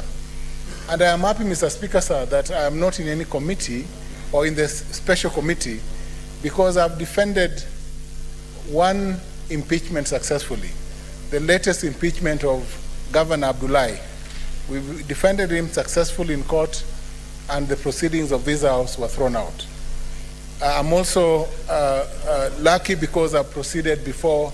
I've defended another impeachment of Governor Waititu, and I was also involved in the impeachment of Governor Wambora. So I have a history of impeachments, but on the other side, Mr. Speaker, sir. Mr. Speaker, sir, the reason why members are protesting this afternoon is not because a choice of a committee under Standing Order 81B1 is not a good choice. No, I have told the leader of majority, Senator Aaron Cheriot, that it is not about the substance of the choices of people, of senators who are in the committee. No, it is not whether they've been former governors serving. That is not the question, Mr. Speaker, sir, is the process. And the process could have been righted by holding a kamukunji or some form of consultation so that members on either side are informed of who goes into the committee. It is not about who sits in the committee, Mr. Speaker, sir. And I think none of the members who have spoken this afternoon has spoken to the inappropriateness, for instance, of Senator Luale sitting in the committee, no, or any other senator sitting in the committee, no. It is that neither the leader of minority, my learned brother, sitting right here, should have at least convened a kamukunji, Mr. Speaker, sir. I believe the same for the other side. You should have convened a kamukunji so that the names that would have found themselves, Mr. Speaker, sir, in the order paper would have been names that at least we knew and that we are aware, Mr. Speaker, sir, that there will be a committee. I will not say, Mr. Speaker, sir, that either method is better. But a plenary, Mr. Speaker, sir, affords members and all members, including first-term members like myself and Okenyuri, Senator Okenyuri, who is also serving here for the first time, an opportunity to follow proceedings from an impartial front, Mr. Speaker, sir. I'm informed, Mr. Speaker, sir, that such a proceeding will afford all members an opportunity to listen to the accusations and not just to sit here and wait for a report to be tabled for the Senate. Senator Meru was sharing with me this morning and whispered to me that he would be happy to listen to these proceedings so that a fair impeachment, a fair process of removal under Section 33 of the County Government Act, Mr. Speaker, sir, and this process must be fair. This is the first time, Mr. Speaker, sir, that a woman is appearing before Senate for impeachment. Second time. I think there was Governor Anne Waiguru in the last Senate, in the 12th Senate. And I believe, Mr. Speaker, sir, that the gender card or the gender question may not be the strongest card in the constitution of this committee. Though I believe, Mr. Speaker, sir, that a number of 5 for women and 6 for men would have been a fairer balance in this committee. And I speak for women, Mr. Speaker, sir. It is not just because I have been a gender teacher, Mr. Speaker, sir, but I speak to the question of some level of fairness or a feeling of fairness of both women and men who sit in the Senate. But I wish to remind Senator Gloria that, Mr. Speaker, sir, should we proceed by way of plenary, she will not have a right to vote at the end of the process. Should an impeachment be made. But at least it is fair, Mr. Speaker, sir, that this be an all-inclusive process.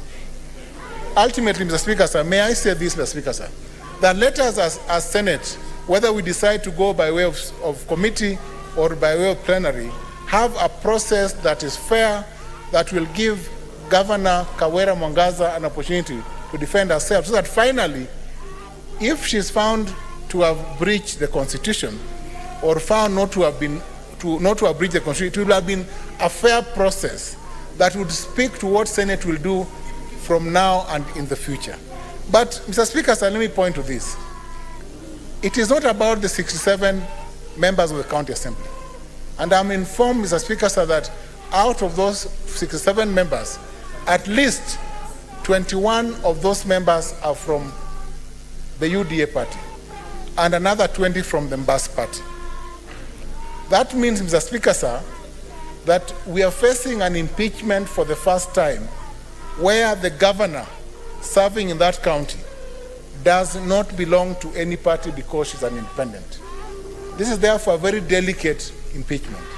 It should not therefore be made to appear, Mr. Speaker, sir, that any singular party in the committee that this House forms is from the party that forms the majority in the county assembly and from the party that therefore was instrumental in the impeachment. So as we form the committee, Mr. Speaker, sir, and this is, for me, this is, since I have no interest in this process, let the committee be a committee that would speak to the fairness of this process. If it is plenary, Mr. Speaker, sir, let the process be fair. That is all I will say with respect to this matter, Mr. Speaker, sir. Thank you. Honorable Senators, notwithstanding the provisions of Standing Order 111, in view of the number of senators wishing to speak to this motion, may I propose, subject to your concurrence, that we limit the time per speaker. Currently, we are doing 20 minutes per speaker. And with the number that I'm seeing on the screen, we may go beyond midnight. So with your concurrence, can we limit the time from 20 minutes maybe to 5 minutes? Do I have your concurrence? So clerk, time 5 minutes per senator. Senator Cheptumo.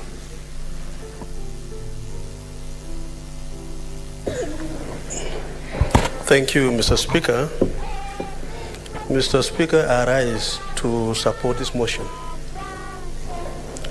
Mr. Speaker, this special sitting is to achieve two things. One, to berate the charges preferred against the governor, which we have done. 2 is for this House to decide whether we will proceed through a special committee or the plenary. Mr. Speaker, this is the first impeachment in this parliament. And so the country is watching, the country is listening. And Mr. Speaker, our function under Article 96 of the Constitution to represent the counties and the county governments. This function today, Mr. Speaker, is in exercise of that particular article. But Mr. Speaker, I want to support the committee way for a very simple reason, Mr. Speaker. If you look at the function of this committee or the plenary, is to investigate the matter. Mr. Speaker, what is to investigate? If you read the Oxford Dictionary, Mr. Speaker, investigate means carry out a systematic, formal inquiry to discover and examine the facts so as to establish the truth. Mr. Speaker, I want to put a question to my colleagues and to this House. If we go to a plenary way, Mr. Speaker, can the plenary, Mr. Speaker, be able to carry out a systematic and formal inquiry? The answer to that question, Mr. Speaker, in my view, is a big no. Will it be able to discover and examine the facts with the intention of knowing the truth? Again, Mr. Speaker, the answer is no. That can be achieved, Mr. Speaker, through a special committee, because they will have a moment, a time to inquire systematically, formally, and discover and examine the facts laid before the committee. Mr. Speaker, there are 7 judges preferred against the governor from the impeachment motion. It will be difficult, Mr. Speaker, for this House, using the definition of that aspect of investigation, to undertake that process and achieve a fair process, Mr. Speaker. Mr. Speaker, it may be interesting for us to debate this House, Mr. Speaker, this matter. But remember, Mr. Speaker, our whole county is listening. Services and goods and services for the people of Meru County, Mr. Speaker. A Kenyan by the name of the governor is going through this situation. Mr. Speaker, this committee, if approved by the House, will be able to have a better time.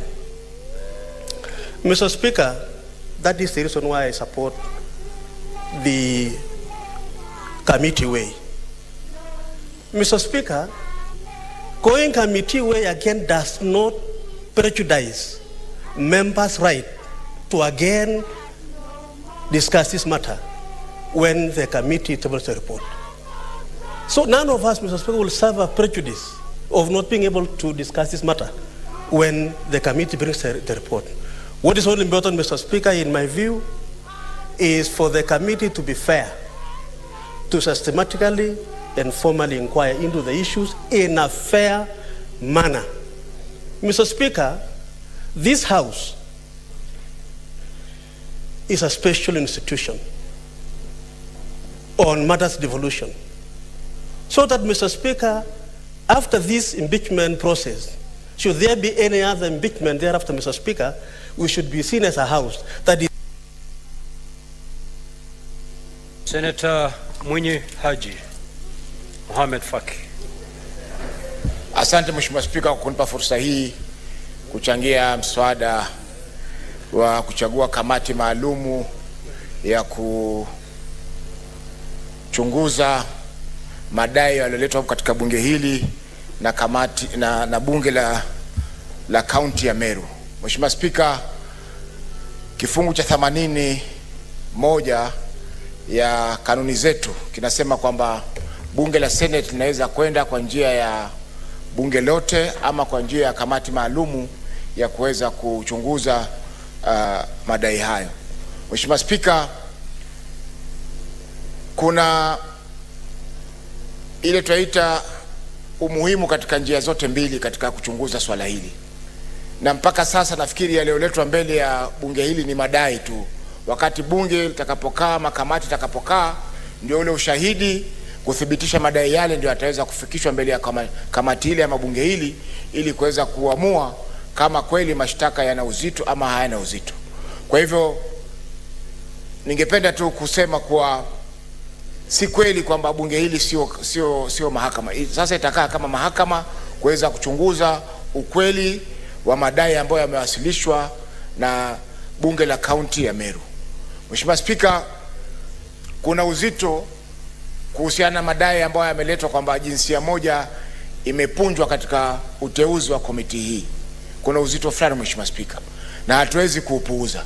Mheshimiwa Spika, pia ipo haja kwamba bunge hili, kwa kuwa ni bunge jipya na ni mara ya kwanza swala kama hili linafika katika bunge hili, ipo haja ya wabunge waweze kukaa wa kusikiza. Na nimeona leo japokuwa ni kamati maalumu Mheshimiwa Spika, ni kikao maalumu, tumeweza kupata karibu full house. Kila senator ameweza kuacha kazi zake akaja katika kituo hicho, na nina imani kwamba iwapo itafanywa kwamba ni bunge zima likae kusikiza madai haya, bunge hili litaweza kuvunja kazi zao, waweze kukaa hapa kusikiza kuanzia mwanzo mpaka mwisho na uamuzi uweze kutolewa. Kwa hiyo Mheshimiwa Spika, kwa kuweza kuwapa maseneta wapya fursa ya kuangalia masuala kama haya, ingekuwa bora, kwa kuwa hii ndio kesi ya kwanza tunasikiza katika masuala ya kuwachunguza magavana, wapewe fursa kupitia kwa kamati ya bunge zima kuweza kuchunguza swala hili, alafu uamuzi utakaotoka itakuwa ni funzo kwa wale ambao hawajapata fursa ya kuweza kuchunguza magavana kama hii. Mheshimiwa Spika, hiyo itakayofuata Mheshimiwa Spika, tunaweza kwenda katika kamati maalum, lakini kwa hii, kwa vile ni ya kwanza katika bunge hili, itakuwa bora tuichunguze kama bunge zima la Senate, ili kuhakikisha kwamba kila mtu ameweza kupata fursa ya kusikiza kesi ile. Wale ambao watakuwa wanalala, Mheshimiwa Spika, ni jukumu lao, kwa sababu hata sasa pia kuna wengine katika bunge hili wamelala, hawajui kitu gani kinachoendelea. Kwa hivyo swala kwamba baadhi ya maseneta watakuwa hawana hamu ya kusikiza ushahidi, hiyo ni singizio tunakuweza kukataa mfumo huu. Mheshimiwa Spika, vile vile pia hata katika kamati, sisi tunajua kamati zetu nyingi za Senate zikikaa katika vikao, ni wachache wanaochangia masuala yaliyo katika kamati. Kwa hivyo hiyo itakuwa sio mara ya kwanza kufanya hivyo, na tungeomba Mheshimiwa Spika kwamba kwa kuwa hii ni ya kwanza katika bunge hili, tungependa ifanyike katika kikao cha bunge zima, ili tuweze kusoma wale ambao hawajaweza kufuata swala kama hili, nao pia waweze kupata ujuzi ama uzoefu wa masuala kama haya. Asante Mheshimiwa Spika kwa kunipa fursa hii. Senator Boni. Thank you, Mr. Speaker. Mr. Speaker, sir, this Parliament has a history. It has tradition of handling emotive, sensitive issues.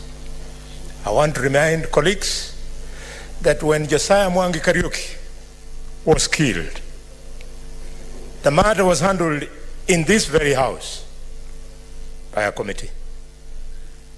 When Robert Ouko was killed, the matter was handled in this house by a committee. Mr. Speaker, when we are dealing with the greatest oversight role of this house, it is discharged through the Committee of Public Accounts and Committee of Public Investments, a committee. It is not by accident that such emotive issues are taken to committees. Today, we are making a decision whether the governor of Meru should be tried. She's on trial. She is on trial. Whether he should be tried in the Committee of the Whole or this special committee. Learning from the traditions, customs, and practices of this House, the natural thing would be we drink from the glass of wisdom of the members of Parliament who came before us. Mr. Speaker, my second comment is that the people of Meru are anxiously waiting for what we are doing and the Republic of Kenya in its entirety. They are glued on the television sets.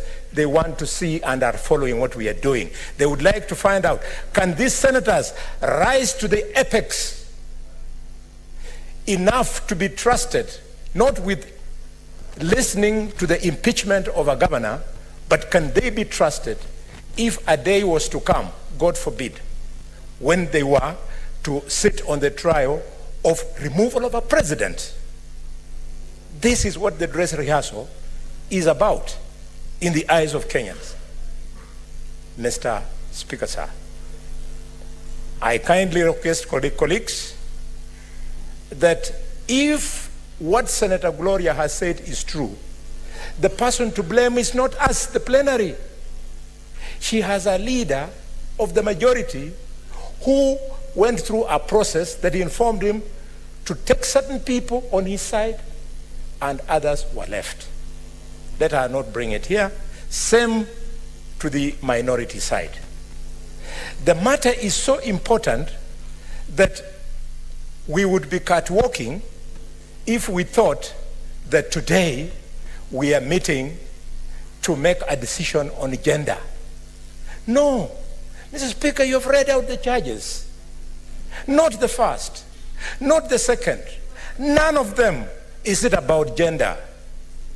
It is about issues which we don't know about. Senator, just allow me to finish. I never objected to you. Senator Hold my Gloria, time. may the I Senator appeal. for Kakamega be heard aside. Yes, I appeal to you. I know you have Senator, promised. proceed. Don't start a debate. Thank you. I know that she has promised that she wants to school me in matters gender. Really? Really? I was elected by over 250,000 people in Kakamega, men and women. And the women were the majority. So I know issues of gender. I have many children. The majority of them are girls. Order, I know matters members. of gender. Mr. Speaker, I have got more than one wife. I know matters of gender. She can't Can we school have me. some order? Excuse me, my Order, daughter. You have to order, apologize members. to the bullfighter of Kakamega. Order, members. To us, my last point, Mr. Speaker, sir. Senator Boni, to us, you're an honorable senator. We don't see you as a bullfighter. Kindly conclude. Thank you. In conclusion, Mr. Speaker, I look at the 11 distinguished senators who have made their way on this committee. And Mr. Speaker, I single out Senator Mandago and Senator Ali Roba. If you are forming, Mr. Speaker, just 1 minute, my time was wasted. 1 minute I conclude. Senator Gloria, please allow the senator to conclude. Conclude, Senator. I'm afraid, Senator Boni, your time is spent. Senator Edwin Sifuna. I thank you, Mr. Speaker.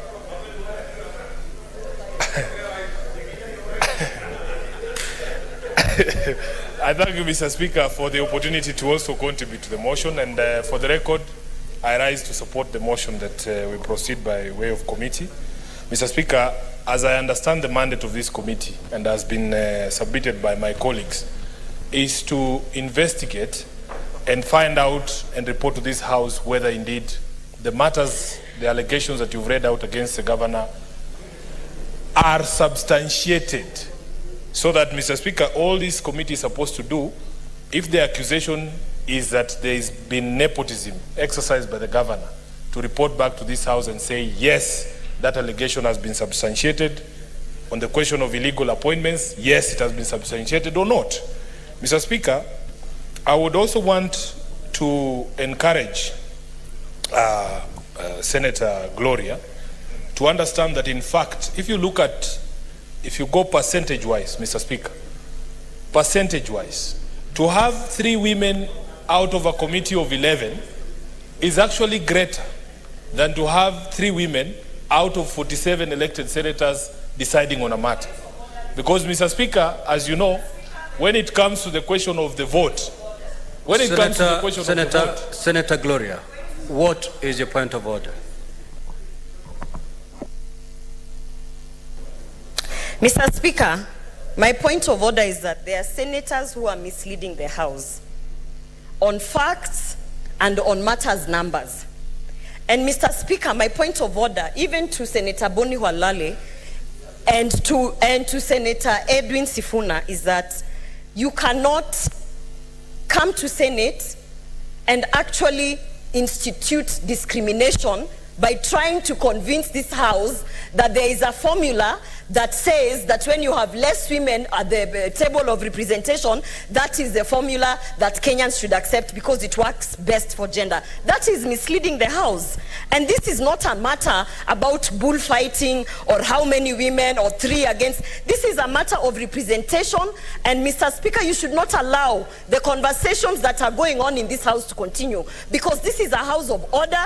This is a house that respects women, and this is a house that is supposed to actually ensure that Governor Kawira gets a fair hearing. My point of order is that Senator Edwin Sifuna is misleading the House by trying to tell the House that the formula of 3 women senators against basically out of 11, 3 women senators, that is the best formula to have women represented in this committee. Mr. Speaker, you can see why we have an issue with this. This is exactly the reason why we cannot entrust people who are actually disregarding women in this House.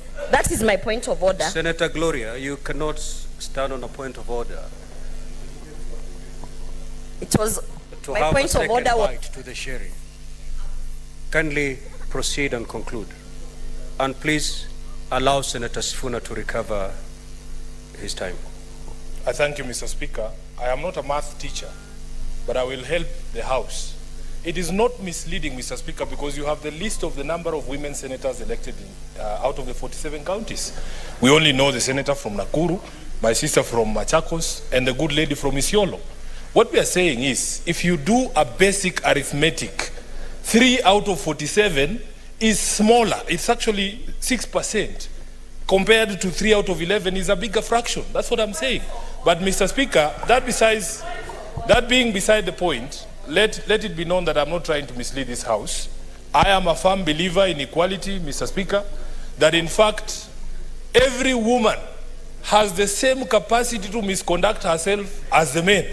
So, Mr. Speaker, this is not a question that should be viewed through the lenses of gender. What we want to do, whether we establish the committee or whether we proceed by the whole House, Mr. Speaker, is to find out indeed, is it true, the allegations that have been laid against the governor? In this particular question, we are supposed to be blind. Justice is blind. We do not see color, we do not see gender, we do not see ethnicity, Mr. Speaker. We are just looking at the allegations that have been leveled vis-a-vis, the law. Mr. Speaker, I am also a firm believer that in fact there is no grace period for misconduct. You know, the question of how long it should take before you start raising these questions has been raised in a public forum. I have seen people misconduct themselves even with the oath of office when they are taking oath of office, Mr. Speaker. Therefore, Senator, Mr. Speaker, may the senator be heard in silence, please. Thank you, Senator Mr. Speaker. Gloria. Kindly proceed and conclude your contribution. Mr. Speaker, therefore, what I want to encourage this House, because I was feeling the weight of responsibility as a person who's been proposed to sit on this committee, somebody who's supposed to miss Christmas with his family. But I can see the mood in the House is that maybe all of us should miss Christmas, which is okay for me. I don't have a problem. I am just saying, Mr. Speaker, that I wish I was not part of that committee, that it was Senator Gloria here sitting here to spend her Christmas here. But if you want us all to spend Christmas here, it is also okay, Mr. Speaker. So, in conclusion, Mr. Speaker. Senator Gloria, we are not in some market in the outskirts of Nairobi. If you need to make a point of order, you press the button. It will be upon the chair to give you the platform or to deny you the platform. Kindly proceed. Mr. Speaker, can I conclude? Because we were with you here, Mr. Speaker, just a few weeks ago when there were the Yala games going on. And it's a similar thing with the Christmas holidays, Mr. Speaker. We had problems raising quorum in this house, Mr. Speaker, if you remember, because most of the members chose to go to Juba. We are going to have the same problem. These people are just saying here, oh, we want the whole house, we want the whole house. But we know the members of this house who are committed to come and actually prosecute matters here, Mr. Speaker. So we might have better success. Mr. Speaker, I need your protection. Mr. Speaker, I need your protection. Because this is something we have experienced, Mr. Speaker. That in fact Senator Sifuna, just take a seat. Honorable Senators, it is not the wish of the chair to send any senator out of these chambers. But that's my wish, and may not necessarily carry the day today. The standing orders will carry the day today. Senator Gloria, I'm cautioning you under Standing Order 121. Should you proceed in the manner you're proceeding, I'm afraid the standing orders may have their way. Conclude, Senator Sifuna. Thank you, Mr. Speaker. The point that I was making, Mr. Speaker, is previous experience has shown that in fact we might get a lot more work and ground covered in committee than in plenary because of the issues that I have raised regarding the question of quorum. So, Mr. Speaker, to just conclude and allow my colleagues to also contribute, I rise to support this, and not because I'm a member of that committee. I would very happily cede this particular position to anybody else who wants to release me to go and have Christmas with my children. It will not be a bad thing, Mr. Speaker. I thank you. Senator Meru.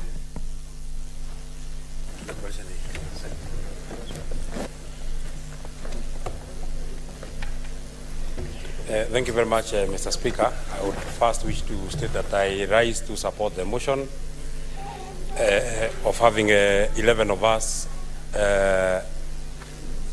look at the evidence that has been brought by the County Assembly of Meru. And first and foremost, Mr. Speaker, I would really wish to state that all of us in this Senate, we enjoy the same space and the scope of duty. And I believe, having looked at the members who are there, I'm completely satisfied that they'll be able to take up on this job.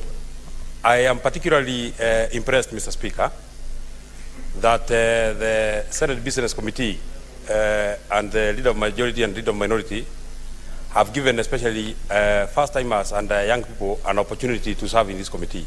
I've seen my colleagues, the Senator Karongo Wadhangwa, I've seen Senator S.C. Okenyuri, I've seen Senator Eddie Gicheru. Young people who are ambitious and they want to learn, and they will be able to tap into the experience that has been spoken about by my brother Senator Giduku. I hear by extension that Senator Sifuna is a young man. I don't know. I only hear that he's a young person. Although he does not appear to be what people impute, but anyway, I'll include him in that list of the young people because he's also coming in as a first-timer. Mr. Speaker, I would also wish to say this. In as far as we are looking at this matter, it is not really fair for anybody to impute that because the governor for Meru is a woman, they are supposed to be given special consideration. That the other time that the governor for another county who be a man is here, then he can be allowed to be dealt with by the Akina Medus, Akina Redama, Akina Charargeis of this world. There's no problem. But because this one is a woman, then we should treat her and put more women in it. Then I would say that the other time that we have a man, then probably men would demand that all of us would be in that committee so that we're able to also take care of the men. I am personally a gender sensitive person. I do not need the schooling that was offered by our colleague. I actually did it from home. I'm a father of 3 girls and 1 boy. So I think the rest ones are just around my home. I'm able to look at and take care of them. Finally, Mr. Speaker, It is actually, and the Senator for Nairobi has spoken about it, it's actually that our colleagues are taking the burden off our shoulders. It is them that will be able to look at, and I've seen the charges, there are so many. They are supposed to look at all the charges one by one and look at the evidence that is being adduced one by one, and then they will be able to make a determination on whether the charges are correct or not correct, there are facts to it or no facts to it.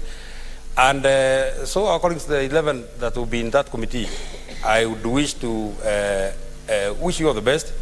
It is quite unfortunate that you not be able to enjoy Christmas with your people, but it is the cost of service. That is why you run for positions. That is why you are allowed to serve as senators.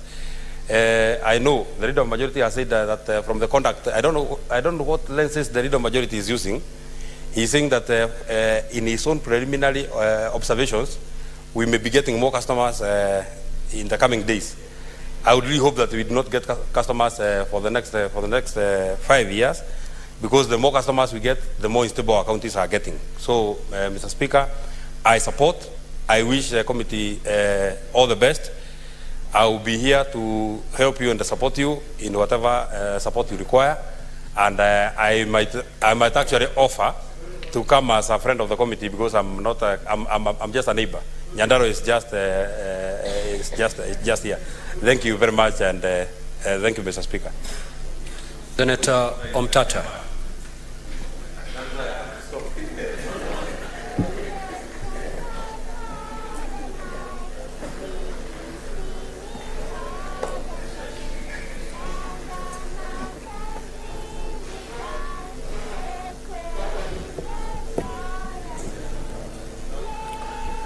Mr. Speaker, sir, thank you for the opportunity to address this honorable House. First and foremost, I would like to correct an impression created by Senator Halwale that this is a rehearsal for impeaching the president. It is not. Somebody's life and the consequences of an impeachment are not a rehearsal. Somebody is banned from public office for life. So please, this is not a rehearsal. This is a matter of life and death for the Senator of Meru, Governor of Meru.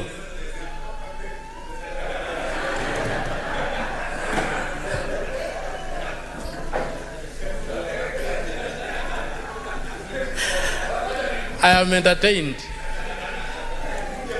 Now, secondly, so it's a matter of life for the Governor of Meru, and we should give it the seriousness it deserves. It's not a rehearsal. What is your point of order, Senator Cheptumo? Meru seated here. It is scaring for the member to say it is a matter of life and death for him. Mr. Speaker, this is a House of record. The Senator of Meru is not in any danger. Isn't it fair, Mr. Speaker, for him to withdraw that part of the... I think it is important. Senator Omtata, kindly do not instill fear in your statement. I think the Honorable Senator Cheptumo had taken a nap because I withdrew and corrected. So he had taken a nap and he missed my withdrawal. But it's understandable, we are around Christmas. So, Mr. Speaker, sir, I withdrew. Or may I say, Mr. Speaker, sir? Cheptumo, may the Senator be heard in silence, please. For the benefit of my friend Cheptumo, I withdraw and apologize profusely to the Deputy Speaker. And to him for having missed out on what I said earlier. So, when I proceed, Honorable Speaker, I think the problem we are having in this House is that the text of Standing Order number 80, clause 1, B, and I think Professor Ojenda touched on it. What is disturbing some of us is the process being called into this House to endorse a list.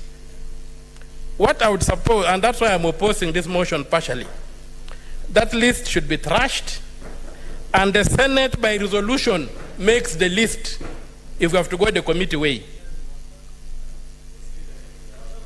I agree there's leadership in the House, but then they doesn't say the leadership of the House shall. It says the Senate shall. You may be having a practice that has been going against the standing orders, and they should end here.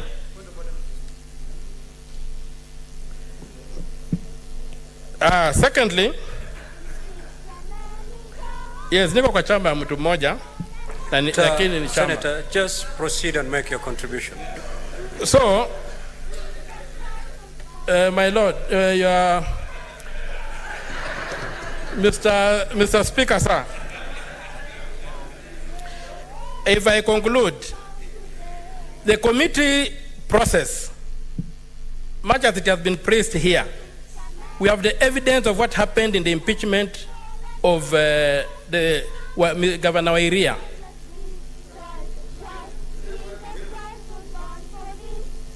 And Senators, can we hear Senator Mtata in silence, please? Proceed. And there were heavy complaints that the committee process did not work. In the Sonko impeachment, the committee was abandoned. It came back to the plenary. So I would really say that we should be allowed under order number 38 to have a small break where we can have a kamukunji and then we agree on the way forward. So I'm requesting that under order 38 we be given a kamukunji. The request is declined. Senator Sigei Hillary.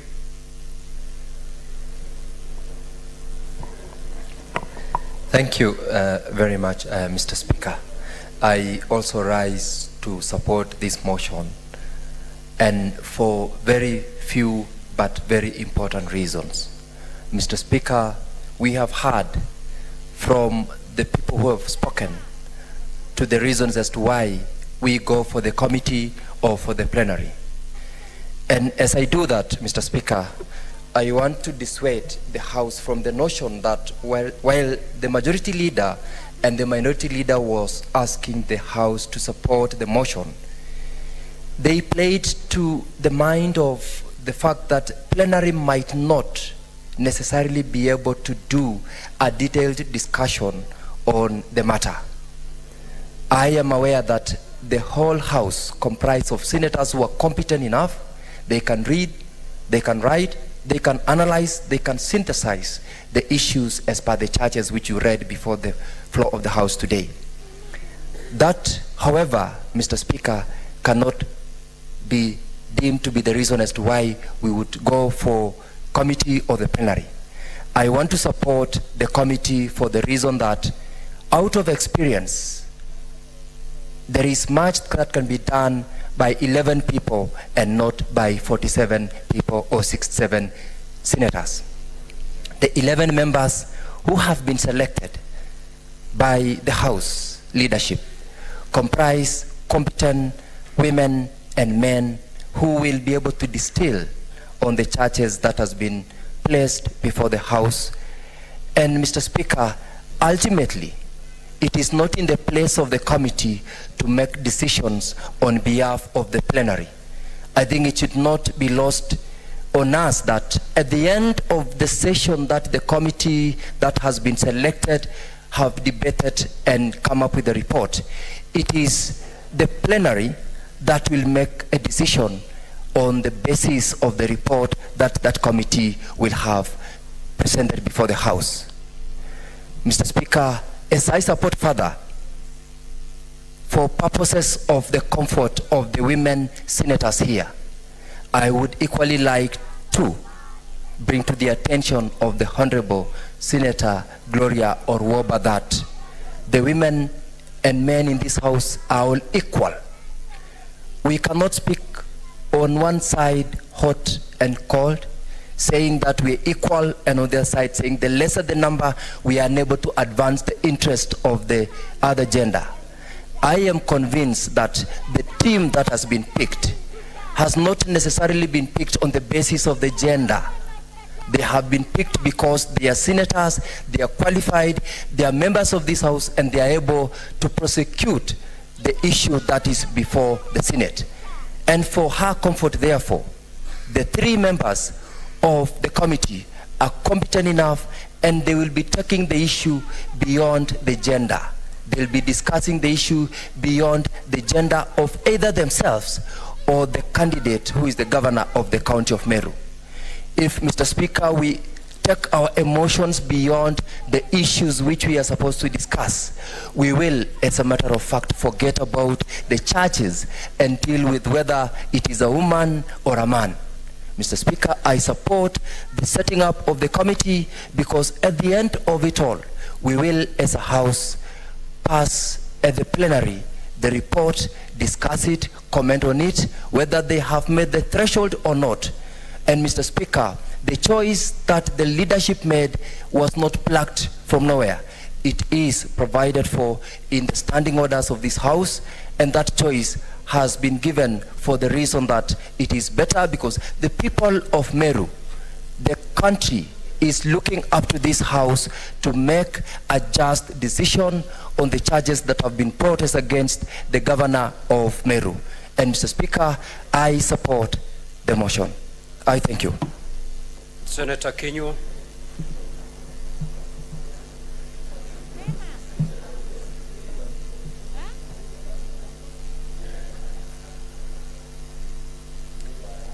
Asante Bwana Spika. Kwanza kabisa nataka kushukuru kwa kunipa fursa hii. Na mimi nasimama kuunga mkono ya kwamba tuende kutumia kamati. Kisa na maana Bwana Spika ni kwa sababu kamati itaweza kuangazia shutuma ambazo zimewekwa dhidi ya yule governor, wataziangazia kwa undani. Kwa sababu sisi maseneta wote tu wakati mimi nimekuwa hapa kuanzia mhula uliopita. Na Bwana Spika, wakati tulifanya hii impeachment kwa njia ya kamati nzima, kwa njia ya seneti nzima, hatukuweza kuangazia yale maswala kwa kindani Bwana Spika. Kwa hivyo siku ya leo Bwana Spika, mimi nataka kuunga mkono kamati kwa sababu wale walio katika kamati ile ni watu ambao ni wazoefu katika kazi zao. Ukiangalia kama magavana walioko, uangalie gavana Mandago, sasa ni senator, uangalie gavana Roba, hawa ni watu ambao swala yatakayokuwa yakiongewa pale wataweza kuyafahamu kwa undani kabisa. Angalia wa kike ambao nimesikia hapa kukiwa na vurugu kidogo, maseneta wa kike hawakujumuishwa. Bwana Spika, huu itaonekana sisi hatufahamu mambo vizuri kwa sababu maseneta walio hapa wa kike wamejumuishwa. Angalia Senator Tobiko amewekwa pale na yeye ni mzoefu, amekuwa katika siasa miaka mingi. Angalia tuna senator ambaye anaitwa Esther, tuna Senator Kavindu Bwana Spika. Wale ni watu ambao wataweza kuyachanganua haya maswala. Mambo ya kuambiwa kwamba kutakuwa na mambo ya kuangalia jinsia, hatutakuwa kukiangaliwa jinsia, tutaangalia yale tuhuma zilizoletwa ya yule governor. Na yale mambo yatakayoangaliwa na viongozi hawa watakuwa wakiangalia kwa kindani na kipana. Watu wa Meru wangelitaka nini Bwana Spika? Kwa sababu watu wa Meru ndio waliofanya uchaguzi ule. Lakini baada ya haya maswala yote Bwana Spika kuangaliwa, sisi kama bunge tutaitwa wote tuweze kusema ya kwamba haya maswala yaangaliwa kivipi, na kwa sababu tuna jukumu lingine tutapatwa fursa ya kuweza kuangalia ikiwa hii kamati yenyewe itaona kuna mambo ambayo kutakuwa na dosari fulani ama kuna tuhuma moja ambayo wameona ni mbaya. Nina hakika tukiwa na Senator Sifuna ambaye najua ni mzoefu wa mambo ya kisheria, ninaona kuna vijana, angalia kama kuna Akechi na Kamau. Hawa ni watu Bwana Spika, sijui ni kwa nini mtu yeyote, maseneta wote walio hapa, pengine kile ambacho wangetaka, kwa sababu ndio nimewasikiza wengine wanasema ya kwamba ati ikifanywa ile impeachment ikifanywa katika jumba hili, tukifanya tukiwa wote, ati ya kwamba tutajua maswala yanavyoendelea. Bwana Spika, hakuna jambo linafanywa katika seneti, katika kamati bila kuandika. Hawa ndugu zetu wataandika yote ambayo wamesema na yale ambayo wamefanya. Na kwa sababu wana seneta wote hapa ni wasomi Bwana Spika, mimi najua wataweza kusoma na kujua, watasoma hata zaidi. Lakini kile kimenistua Bwana Spika ni kwamba nimemsikiza seneta wa kutoka Busia Bwana Spika. Seneta wa kutoka Busia anataka kuleta matata Bwana Spika, akiwa ni seneta Mtata. kwa sababu ameleta mambo mengine mapya ambayo anataka kutuelekeza, kutuambia kwanza tusimame shughuli za bunge, tufanye mikutano ya kamukunji na maandamano. Bwana Spika, hatutaki mambo kama hayo. Sisi siku ya leo, Bwana Spika, tunamaliza hii shughuli. Pengine kama kutakuwa na kamukunji ni baada ya masaa yaliyowekwa katika seneti hii, lakini kutuambia tutoke kando tufanye hiyo, Bwana Spika atakuwa akiongoza seneti hii katika shughuli ambazo sisi hatujazizoea. Lakini nakumkubalia kwa sababu pengine ndio anajifunza mambo ya seneti, amekuwa akishughulika katika koti. Mimi yeye na samahani kwake Bwana Spika, hata nimesikia akikuita jaji, wewe ni Bwana Spika. Asante Bwana Spika. Senator Wambua.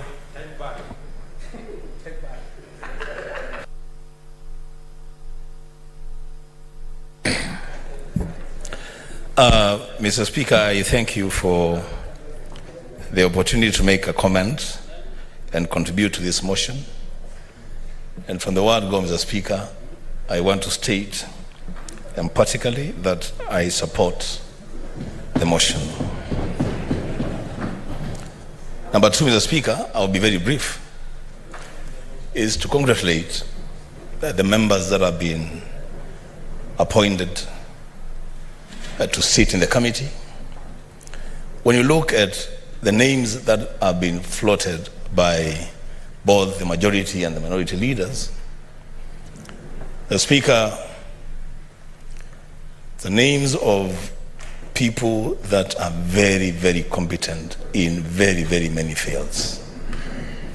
And it is always good, Mr. Speaker, that when you're dealing with a matter as a Senate, it's always important to look at individual competencies of members that you appoint to committees so that they can bring some expertise and decisional memory into the matter under discussion. Next time, Mr. Speaker, there will be an issue to deal with the media. I want to advise the leadership on both sides to consider including Senator Enoch Wambua in that list, because I am a journalist of long and good standing. It is well to say that to have two former governors in this committee brings on board expertise on matters governance. And the issues being challenged here are issues to do with governance. Not many of us here have been governors or speaker.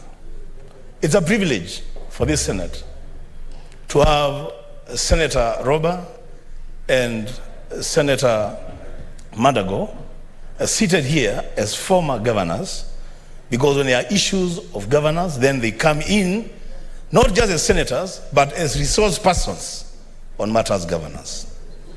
Lastly, Mr. Speaker, on the issue of procedure, because I think that's where I see some bit of deviation between those who support and those who don't support.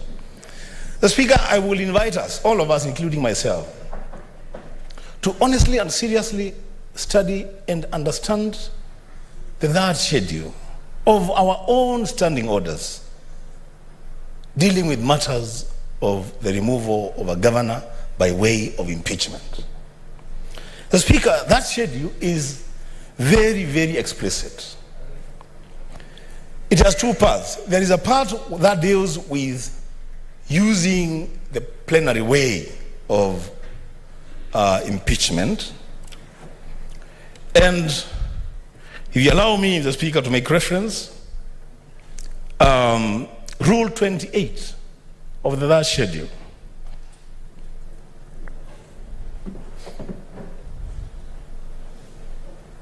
It states very clearly that except as otherwise provided in these rules, or as the Speaker may, for exceptional reasons to be stated, determine, the proceedings of the Senate for the hearing of evidence shall be held in public. The Speaker, that is on the first part that deals with plenary. On the second part that deals with the select committee,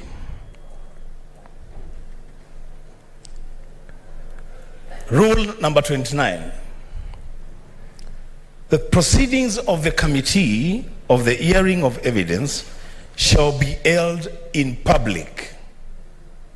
So there is no jeopardy suffered anywhere, whether we go plenary or we go the committee way. On the issue of the names, the specifics of the names, the Speaker, there are only 11 slots. It is not possible that we go the plenary, the committee way, and every senator is a member of that committee. There has to be 11 senators who will be members of the committee, and the rest of us will sit back and receive the report from our colleagues. We will have an opportunity to speak to that report. The Speaker, it is important that as we debate the way to go, we are properly guided by our own standing orders, so that we don't even create wrong impressions that perhaps we don't really understand. Senator Joyce. Senator Joyce. Thank you very much, Honorable Speaker. Allow me to support the motion that has been brought by the able majority leader on the issue of choosing the way to proceed to the trials of the impeachment of Governor from Meru County. Honorable Speaker, I've had my colleagues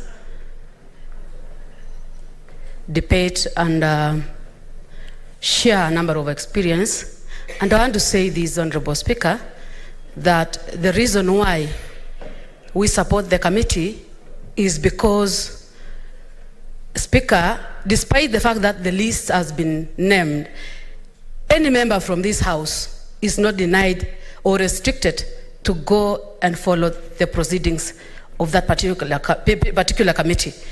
Honorable Speaker, I also want to say that it is good as at now that the Senate is fully constituted. We have former MCS, we have former speakers, we have former governors, and I want to say that the list that has been brought up by either the majority or minority is a list that consists of members who are competent enough to assist us in terms of bringing up a report that can be tabled in this House and can allow members to ventilate on it and have a conclusion. Otherwise, Honorable Speaker, I just want to say that the honorable members of the County Assembly have a right to do the oversight role, and that is why they have done whatever they have done. The Honorable Governor has a right also to be heard. The members or the public, or the members of the public from the Meru County have a right to be served, Honorable Speaker. So the whole House that can assist them to be able to get the right service and to be able to have everyone play his role or her role is through the Senate, Honorable Speaker. So I don't want to say much, but I just want to say, Honorable Speaker, we support the committee way to be able to start this trial. Thank you, Honorable Speaker. Senator Onyonka.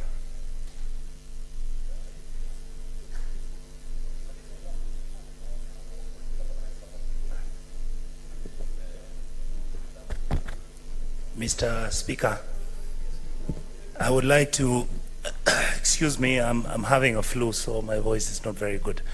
I would like to say just a few words in my contribution to this matter.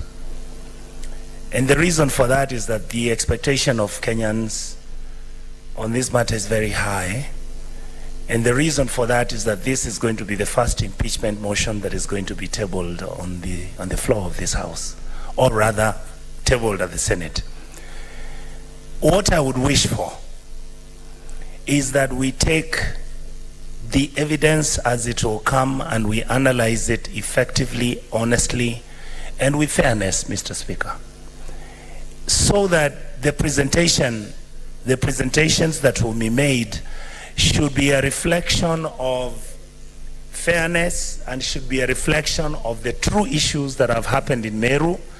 Because indeed, Mr. Speaker, what you see actually happening in Meru It's not that it's not happening in other areas. There are certain substantive issues that have come up in some of the county governments. But indeed, when you look at the 47 counties, I would say out of the 47, maybe 3 or 4 could be having a problem. Mr. Speaker, I don't have a problem at all having the committee that has been selected so that they can then interrogate this issue effectively and make sure that we come to the conclusion of this matter fairly, where Governor Kawira is handled with dignity and decency, and where also the members of the county assembly, because their responsibility is to oversight the governor. Mr. Speaker, the other issue I wanted to raise is that we have borrowed heavily from the American system. If you look at what happened when Donald Trump as president was being impeached, it was the whole House that actually discussed him, that actually tabled the evidence, and that put that evidence on the floor, and the members then of Congress had to vote to decide whether he was guilty or not. When you come to the issue of January the 6th, then there was a deliberate attempt to create a committee. The reason for that is that the committee had to have expertise, the committee had to have people who are going to analyze the issue point by point to make sure that the matter that was going to be discussed didn't get lost. I actually was going to be against this motion, Mr. Speaker. I would like to say that for now, I want to support the motion. I hope that whatever deliberations you have at the committee level, make sure that those deliberations are fair, and make sure that the people of Meru get what they deserve, including my able senator, the Deputy Speaker of this House. Thank you, Mr. Speaker. The Honorable Shiranke.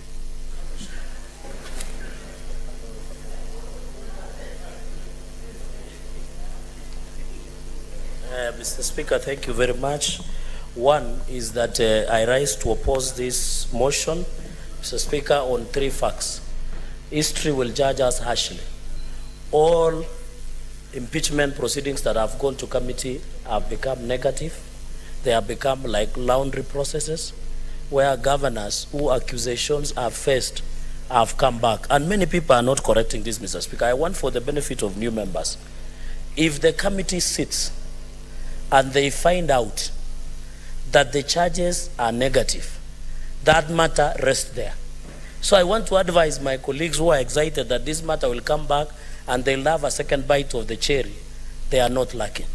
Mr. Speaker, when you look at Section 33 and Standing Order number 80, the issues that have been raised by Meru, MCS, Mr. Speaker, and other stakeholders is a weighty matter, Mr. Speaker. I want each and every senator, we sit in plenary. It becomes a learning process. We question. Mr. Speaker, the impression that we are creating outside there is that 11 are better than 67, which is not the position. Because, Mr. Speaker, in that plenary session, you will be the one presiding over. Unless we are casting aspersion outside the 11 members by saying the 11 members are better than others, Mr. Speaker. Number 2, Mr. Speaker, because I'll only make 3 points. The selection process, there was no consultation. When Jubilee was in power, we fought the same thing at that time. Because people were being elected, selected, and there was no consultation. What happened? It became very bad. And I want to ask my brother, Senator Eddie, don't travel this path. It is very costly and slippery, as the Bible says. Mr. Speaker, number 4 is when you look at Section 33, unless, I've had people saying, I don't have a problem with my colleagues, my brother, Senator Mandago and Senator Roba. They are qualified.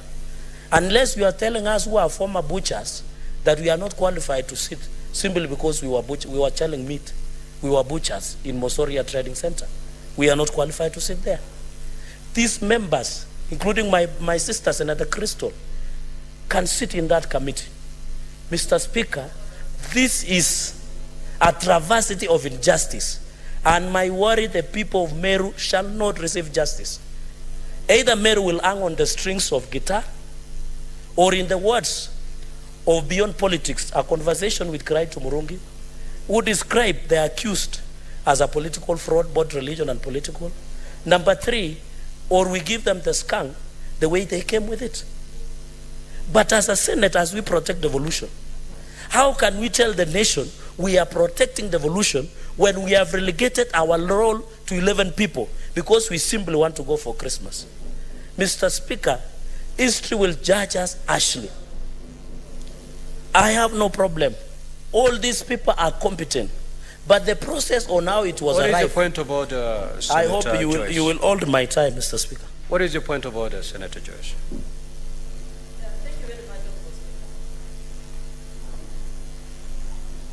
Thank you very much, Honorable Speaker.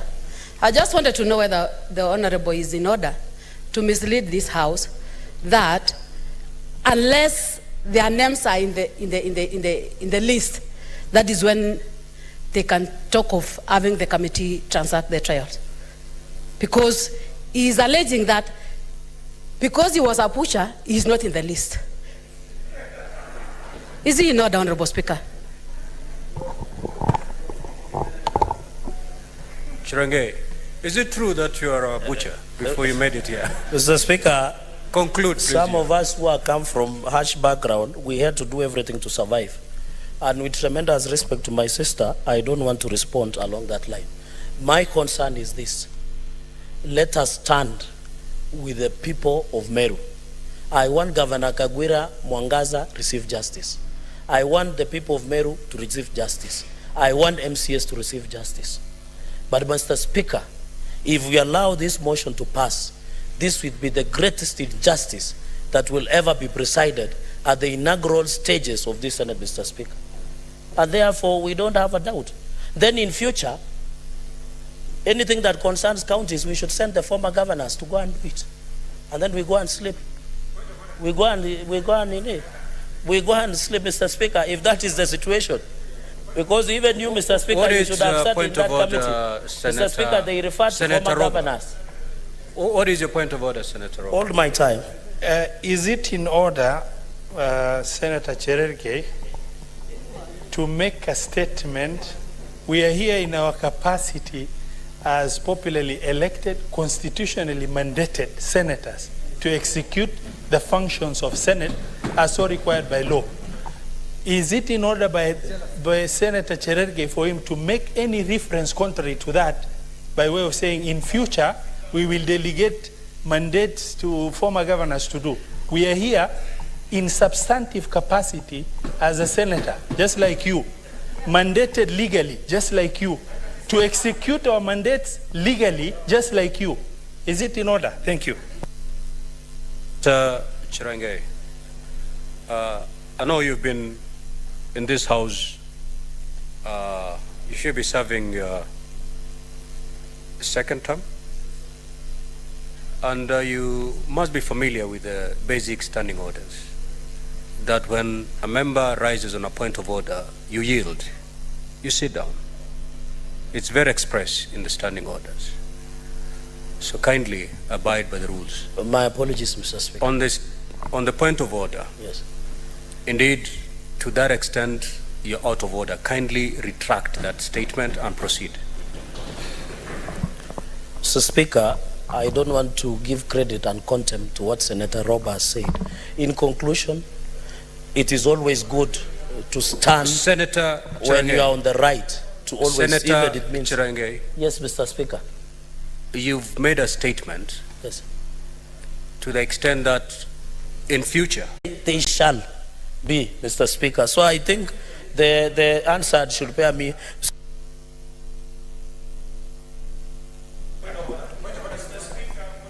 Senator Wamatinga and Senator Chirange, with that way of prosecuting business, you will be finding yourself not in the best position going forward. I am not threatening you. I am telling you as the chair, I'm cautioning you, a power that has been given to me by the standing orders. Senator Wamatinga. Thank you very much, Mr. Speaker, sir. I stand to support the motion. Mr. Speaker, sir, let me start by saying that whenever I close that bar, or any other senator closes that bar, I do not look at them in terms of gender. I look at them like honorable members of this House. Mr. Speaker, sir, I'm a businessman, and I know why we have organizational structures. I know why you delegate responsibilities, and I do also understand the efficiency of managing most of the most complex matters are better dealt with by selected team which is dedicated to doing that. Therefore, Mr. Speaker, sir, I'm also alive to the fact that most of the businesses in this House are conducted through committees. The fact that the minority and the majority leader found it fit to constitute an 11-member committee composed of both ranking and new members, I find it very, very commendable. However, Mr. Speaker, sir, I must also say this. As a new member of this House, Mr. Speaker, at times I find that the standing orders that comes really interprets the flow of thought of the members, and some of us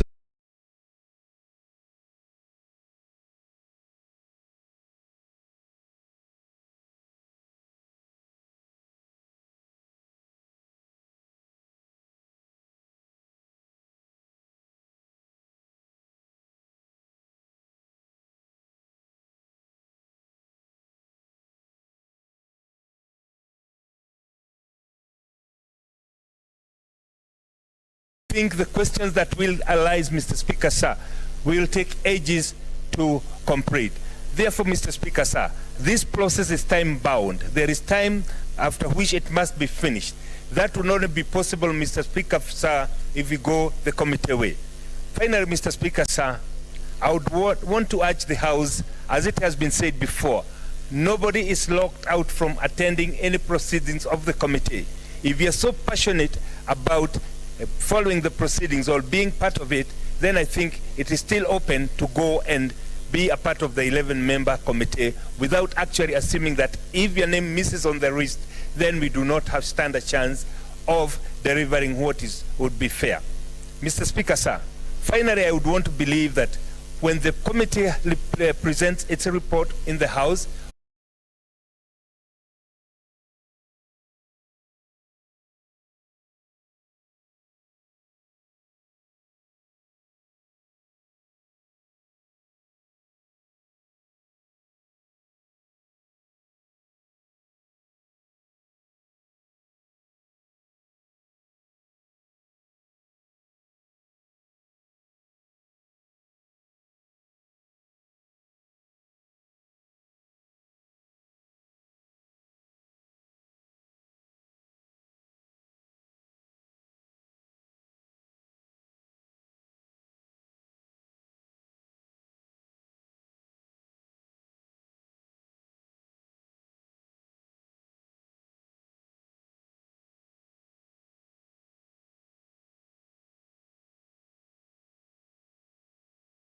will have to learn to do, so that in future, when we have a committee of the whole House, we are able to do a neat job without having to subject the process just to a few members who can do it.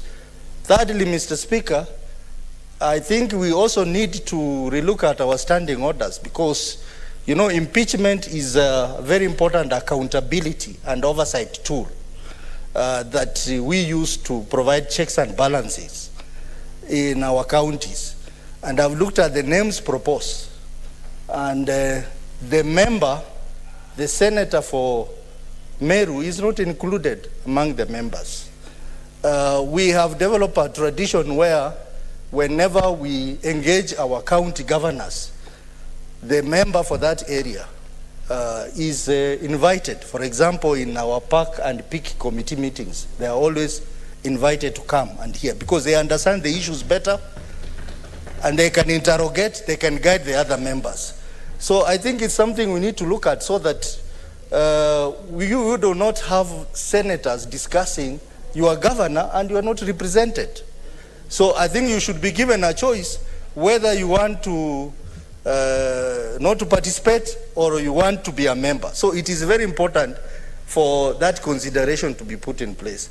Otherwise, Mr. Speaker, I think the committee should do a thorough job, given that this particular impeachment is a unique one.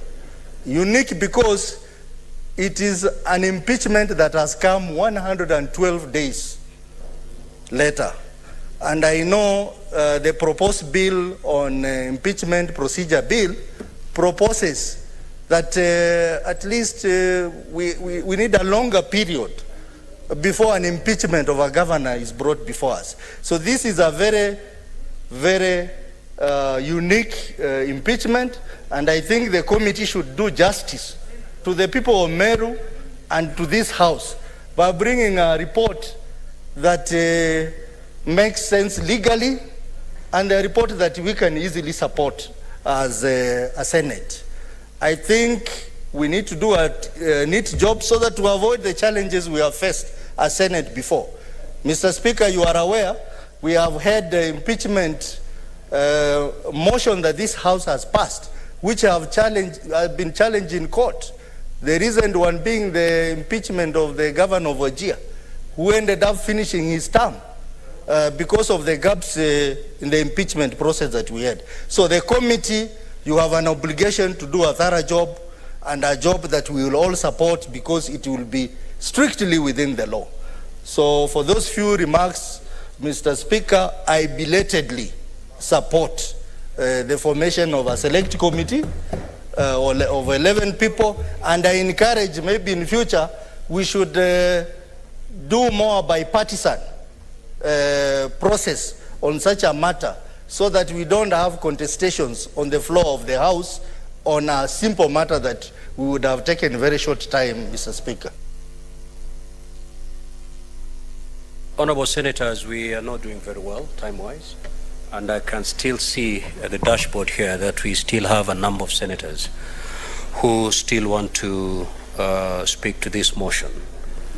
With your concurrence again, can we reduce the time to 2 minutes?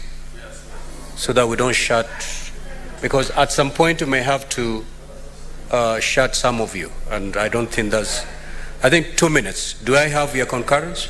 Yes. Good. Senator Kathuri Murungi.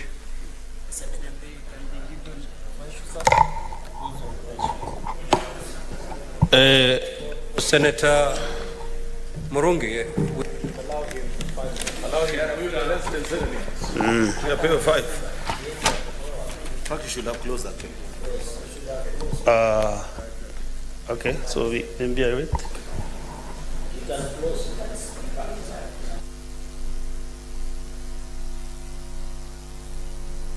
So I think, Senator Murungi, this matter having emanated from your county, you should be the last to speak. All right. Senator Siango. Be very careful what you say. Thank you, Mr. Speaker, sir. I rise to oppose the motion for the following reasons. I have no problem with the membership of the committee, but the question is, how was the composition arrived at, the membership arrived at? Why was there no Kamukunji so that we may know who is to go to that committee? I oppose the motion. Secondly, Mr. Speaker, sir, the Senate exists to protect devolution. And as one member has already alluded, this impeachment of Meru Governor Kawira Mwangaza'S is unique in the fact that it has taken too short a time for her to be impeached. And this is denying Meru people service. Mr. Speaker, sir, allow me to say that actually the composition of the committee having more men than women is not accepted. We say nothing for us without us. Nothing for us without us.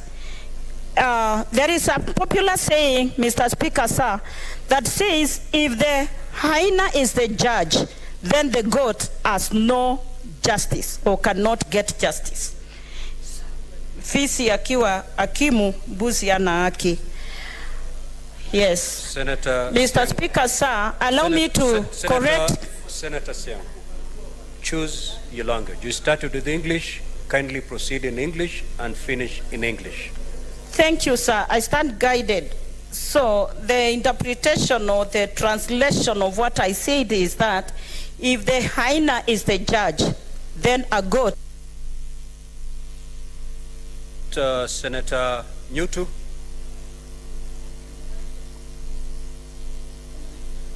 Thank you, Mr. Speaker, for giving me this opportunity to make my very first contribution. I must say that when I came to this house today, I was in support of the committee of the whole for the reasons that two heads are better than one, in that every senator here maybe could have been able to make a good contribution. Noting also that we have the committee of the whole or the special committee will have only 10 days to deliver. I also came thinking that the whole house would have been better because the task ahead would have been shared and therefore making the job much easier, and the time factor would then have been much better. Mr. Speaker, from the history of this house, the impeachments that have been had or been brought before this house, I have not found any particular member that was able to convince me that the committee of the whole did a shoddy job. But Mr. Speaker, just like that suitor who convinces would-be bride, I think I am convinced that a committee, a special committee, will do a good job, especially during this time of Christmas. And so, Mr. Speaker, I am now convinced by those that support the motion. I support. Thank you very much. Senator Kamar.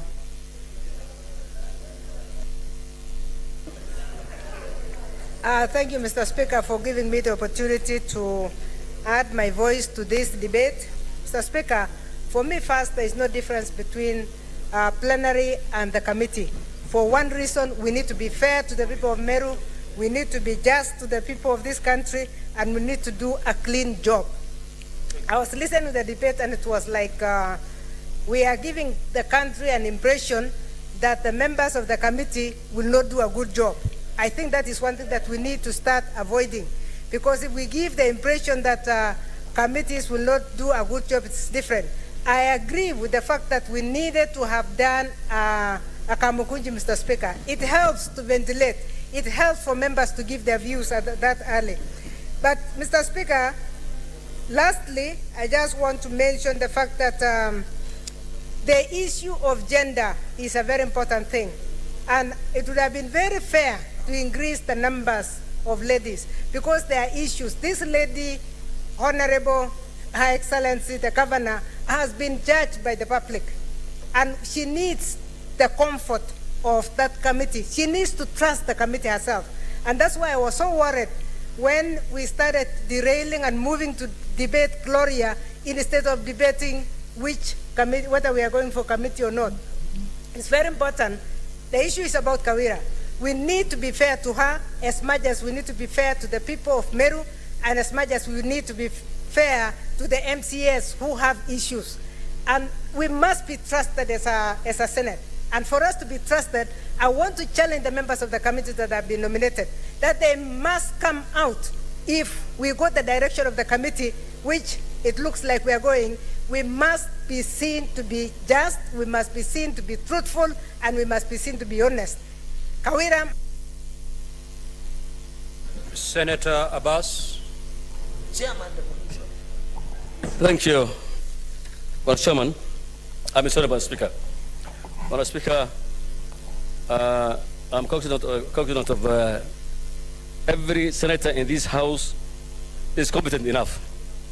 I think the whole day was competency. I have no problem with the committee, but however, the paragraph before the names says that the Senate has resolved. This Senate is still debating and we have never solved it. I think that in the future you have to correct that one. Two, Mr. Speaker, this business is coming under the devolution. The chairman devolution is not included. We have been given responsibility, everybody is given responsibility as a standing committee for every standing committee in this Senate. However, the Senate, the chairman of devolution is excluded in this committee. And I think in future, this should be corrected. The chairmen must be respected on their undercuts, and they must be consulted on this issue. Thank you, Chairman. Madam Speaker. Senator Okenyuri. Thank you, Mr. Speaker, for the opportunity. I also rise to support this motion, and especially agree with my colleague, Senator Wambua, that the committee route will give us a more detailed approach, because then we'll benefit from expert opinion. But if we allow the plenary route, it's gonna be like a market where everyone has leeway to give their point, not holding into account what the expert opinion is.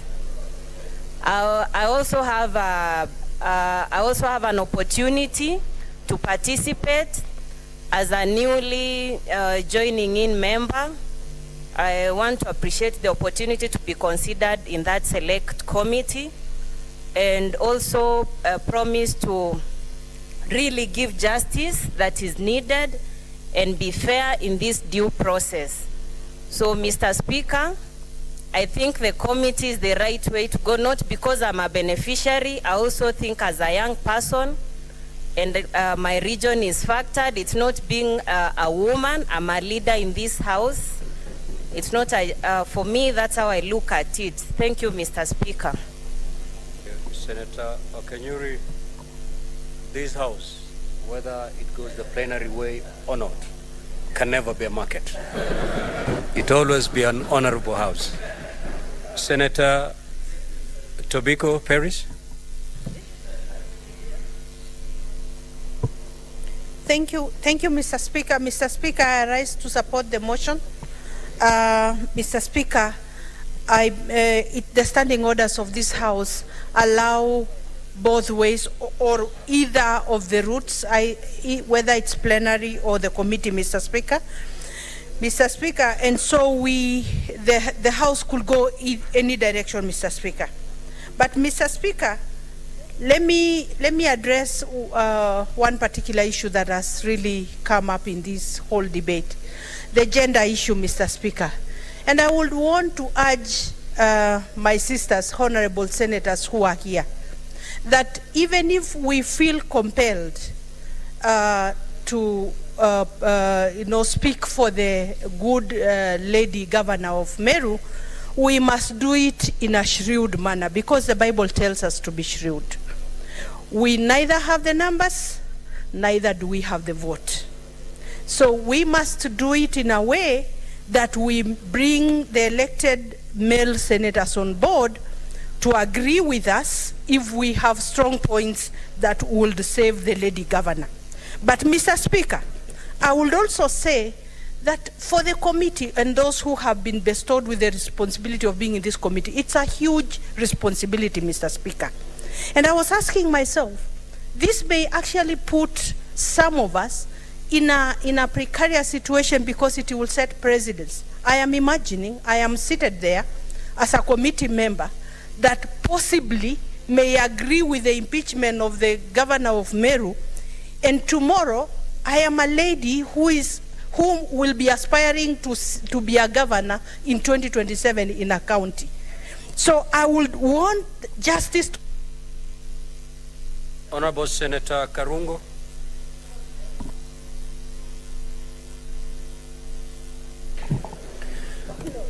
Thank you very much, Mr. Speaker. As I rise to support this motion, it's good to inform the House, yes, I am one of the nominated member to be in this committee, but I would support such a route whether I'm in this committee or not in this committee. Mr. Speaker, I've heard people say that if we go the committee way, it's going to be held away from the public. That is not right, Mr. Speaker, and every senator is allowed to appear in that committee, and they can as well contribute through the membership of that committee, Mr. Speaker. Mr. Speaker, It's also wrong to discuss the membership of this committee, saying some of them are governors or not governors. Mr. Speaker, whether we go the plenary way, the governors will be there. Whether we go the committee way, the governors will be there. So that is not supposed to be even entertained in this house, because we are all equal in this house. There is no virgins in the maternity, Mr. Speaker. We are all equal. We went the same process, and we are all senators in this house, Mr. Speaker. Mr. Speaker, the issue is not about Kawira. It is the issue of the people of Meru, over 200,000 who voted for her, plus the whole of the county that she is now serving. So, Mr. Speaker, I think with the committee, we are going to investigate this matter and give justice to both Kawira and the people of Meru County. And Mr. Speaker, having had an experience of going through such a process, I believe I'm going to be an asset to this committee, because I do understand what happens when it comes to such processes. And Mr. Speaker, because I support women, and I support women so much. Senator Murgo.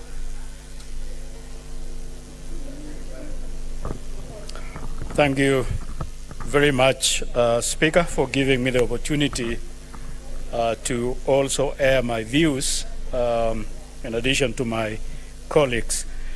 I came in actually opposing the motion, but I've been persuaded by a few facts.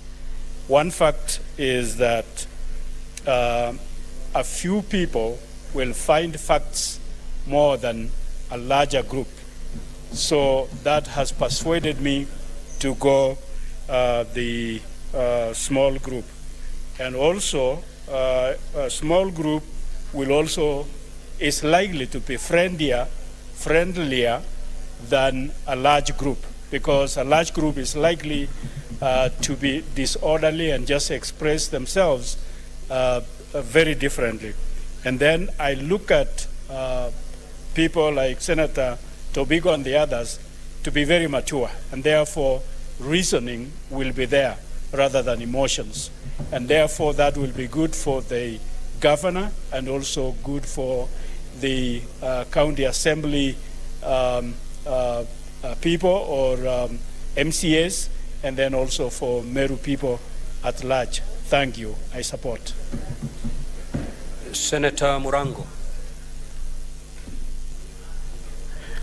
Thank you, Mr. Speaker, for giving this opportunity. And Mr. Speaker, after serious dialogue, discussion, and face-to-face with the majority leader, I support this motion. Mr. Speaker, when I look at the senators who have been put in this committee to look at this matter, I also can see a lot of experience in it. Mr. Speaker, starting with Dr. Halwale, who is a seasoned senator and has handled this matter before. We have the former Governor Jackson Mandago and Mr. Romba, Senator Romba. Karongo Dangwa was a CC member at Kiambu at one time. We have Joseph Geduk, who was an MCA in Ilamu. Mr. Speaker, having this combination, we have to have confidence that the committee will be able to carry out its mandate. But I also want to remind them that according to the County Government Act of 2012, Section 33, either they find the governor guilty or not guilty, this will, the full house will bear the brunt of their decision. So I'll call upon them to be honest on their findings and to make sure that the voice of the people will be the voice of the senators. Thank you, Mr. Speaker. Senator Mandago. Mr. Speaker, I rise to support this motion. Although initially, Mr. Speaker, the way the majority leader had put it, it was open for the Senate to decide either way. But Mr. Speaker, I want to say that the decision or the matter beforehand, Mr. Speaker, has nothing to do with gender. It's purely a matter of considering whether the decision that was reached by the County Assembly of Meru, the Senate is going to concur with them or disagree with them, Mr. Speaker. And Mr. Speaker, it is not in order for the Honorable Senator Gloria to suggest that since the committee is made up of more male senators than the female senators, that the committee will not be biased, Mr. Speaker. Mr. Speaker, in fact, in this country of recent past, Mr. Speaker, there seems to be a liking by women, Mr. Speaker, of the services being given by men, Mr. Speaker. A majority of women today, Mr. Speaker, if they go to the salon, they are actually looking for male saloonists. Mr. Speaker, even when they go for massage, they are looking for male masseurs, Mr. Speaker. It cannot be that when the male senators are going to discharge justice, Mr. Speaker, we are going to be unfair. Mr. Speaker, I want to commit that having been selected as a member of that committee, that we are going to be fair, just, and do the right thing, Mr. Speaker, because we know the decision of that committee will be the decision of the Senate, and we therefore want to commit that being a former governor or not does not make us biased in the decisions we are going to make, Mr. Speaker. Mr. Speaker, I support. Senator Hamida.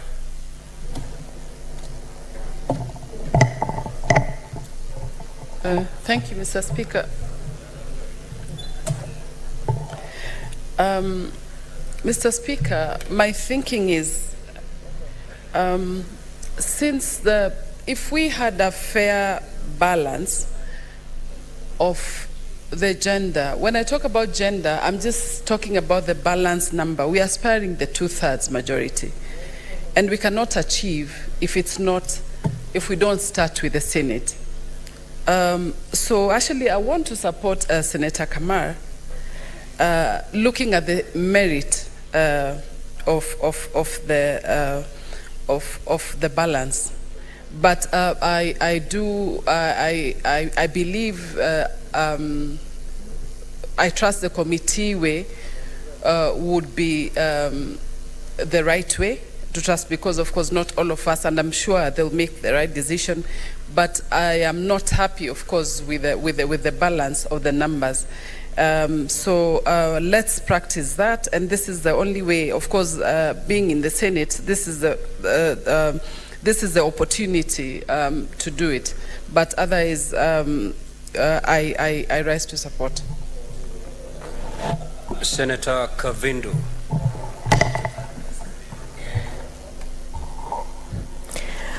Asante Bwana Spika kwa kunipa fursa hii kusapoti mswada huu, kwa sababu Bwana Spika, ninaamini ya kwamba watu wachache wakijadiliana mambo na wakitizama mambo wana uwezo mkubwa kuliko watu wengi. Na hata kwa kazi, watu wengi sana unaweza kuwapa kazi, mfano tu, na upate wamefanya kazi kidogo sana, lakini upatie wachache na upate wamefanya kazi mzuri. Kwa hivyo Bwana Spika, na support, na ninasema vile nimeona hii kamiti vile imechaguliwa, nataka kuahidi seneta, hatutakuwa biased, maana niko pale ndani. Tutafanya kazi kwa uwazi na kwa usawa, tukijua sisi ni watetezi wa devolution, na sisi ni watetezi wa magavana, sisi ni watetezi wa wananchi na mambo yote yanayotendeka kwa county. Kwa hivyo hatutaegemea upande mmoja, tutaangalia usawa na tutafanya vizuri vile inatakikana. Tunawahakikishia hivyo. Asanteni. Senator Miraj.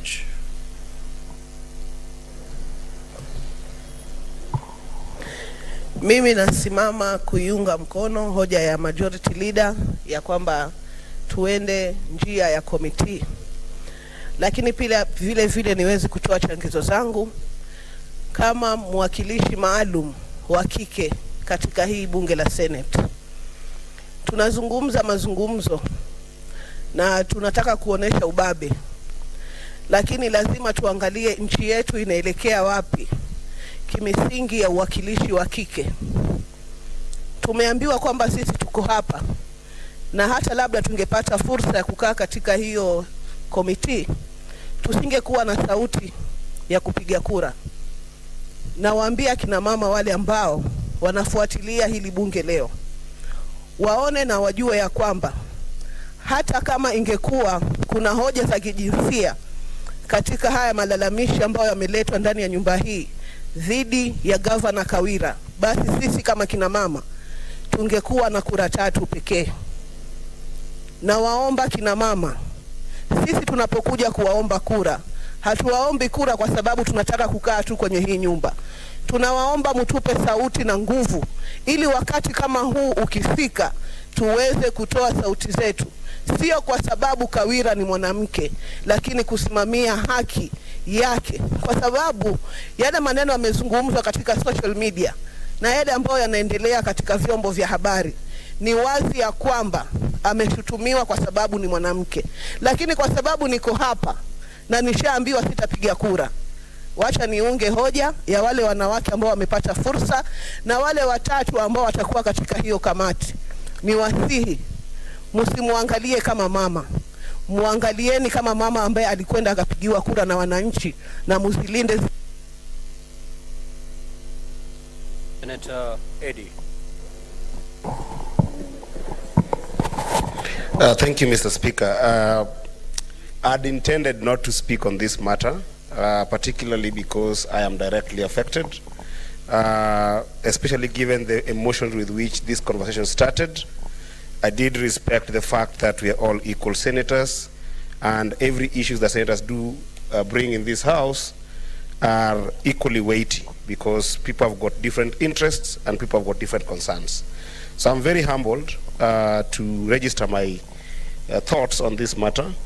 And the first one is just being grateful that with such a difficult task of making a judgment with regarding to this particular impeachment, going to do an examination of the question at hand, it is indeed a very serious task that I don't take lightly personally, and I believe that my colleagues who have been elected to be, who have been appointed to be in this committee or proposed, will take very seriously. But that said, I want to say that the motion that have been expressed in this House, Mr. Speaker, with regards to gender, are a serious issue that I want to invite us as a House to be considerate next time, that we try as much as possible to strive not only on issues that affect women, but also other issues that might be of this magnitude that we include women. Lastly, Mr. Speaker, I want to also invite the House to put our trust, because the question of process has been put in place, to put our trust in our leadership. Under Standing Orders number 22 and 23 that establishes both majority and minority leadership, we must actually trust them to be able to give us this kind of guidance. Otherwise, Mr. Speaker, I look forward to engaging in this process. Senator Mundigi. Yangu ni kuunga mkono kamati ile itaenda kuangalia mambo ya Senator Kawira, Gavana Kawira. Ingawa hata Kawira mwenyewe tunamheshimu kama sisi wanaume, lakini pia hata yeye mwenyewe awe akipatia wanaume respect. Kwa sababu nakumbuka kitu ya kwanza, anafaa respect watu wa Meru, kwa sababu nakumbuka siku ile kulikuwa na sherehe kubwa ya rais wetu na deputy, sisi wote kama mimi nilitoka kilomita kama 500 kwenda kuona vile polisi inaenda kufanya huko Meru, lakini kwa sababu kulikuwa na mambo ilikuwa imetengenezwa na mtu mmoja ambaye alikuwa opponent wake, angeweza kuhudhuria hiyo. Kwa hiyo sasa nataka kukosoa senator kutoka Mombasa, ati sisi tuna respect ya kina mama, na akina mama hata hao wanafaa uwe wakitupatia respect. Kwa hiyo sasa tuko hapa, hatuko hapa kwa sababu ya mama ama papa, tuko hapa kama senator. Kwa hivyo ile kamati itaenda kuangalia, mpaka iangalie Kawira wakati alichaguliwa na watu wote, hakuchaguliwa kwa sababu ya watu ya independent ama gani, alichaguliwa juu ya leaders wote. Kwa hiyo mpaka awe na respect ya kupatia leaders wale wengine respect, ndio hata kama polisi ameitwa na nani anavaa akienda. Asante. Honorable senators, from my dashboard, my dashboard is blank. Senator, yeah, he'll speak last. Senator Nduwati.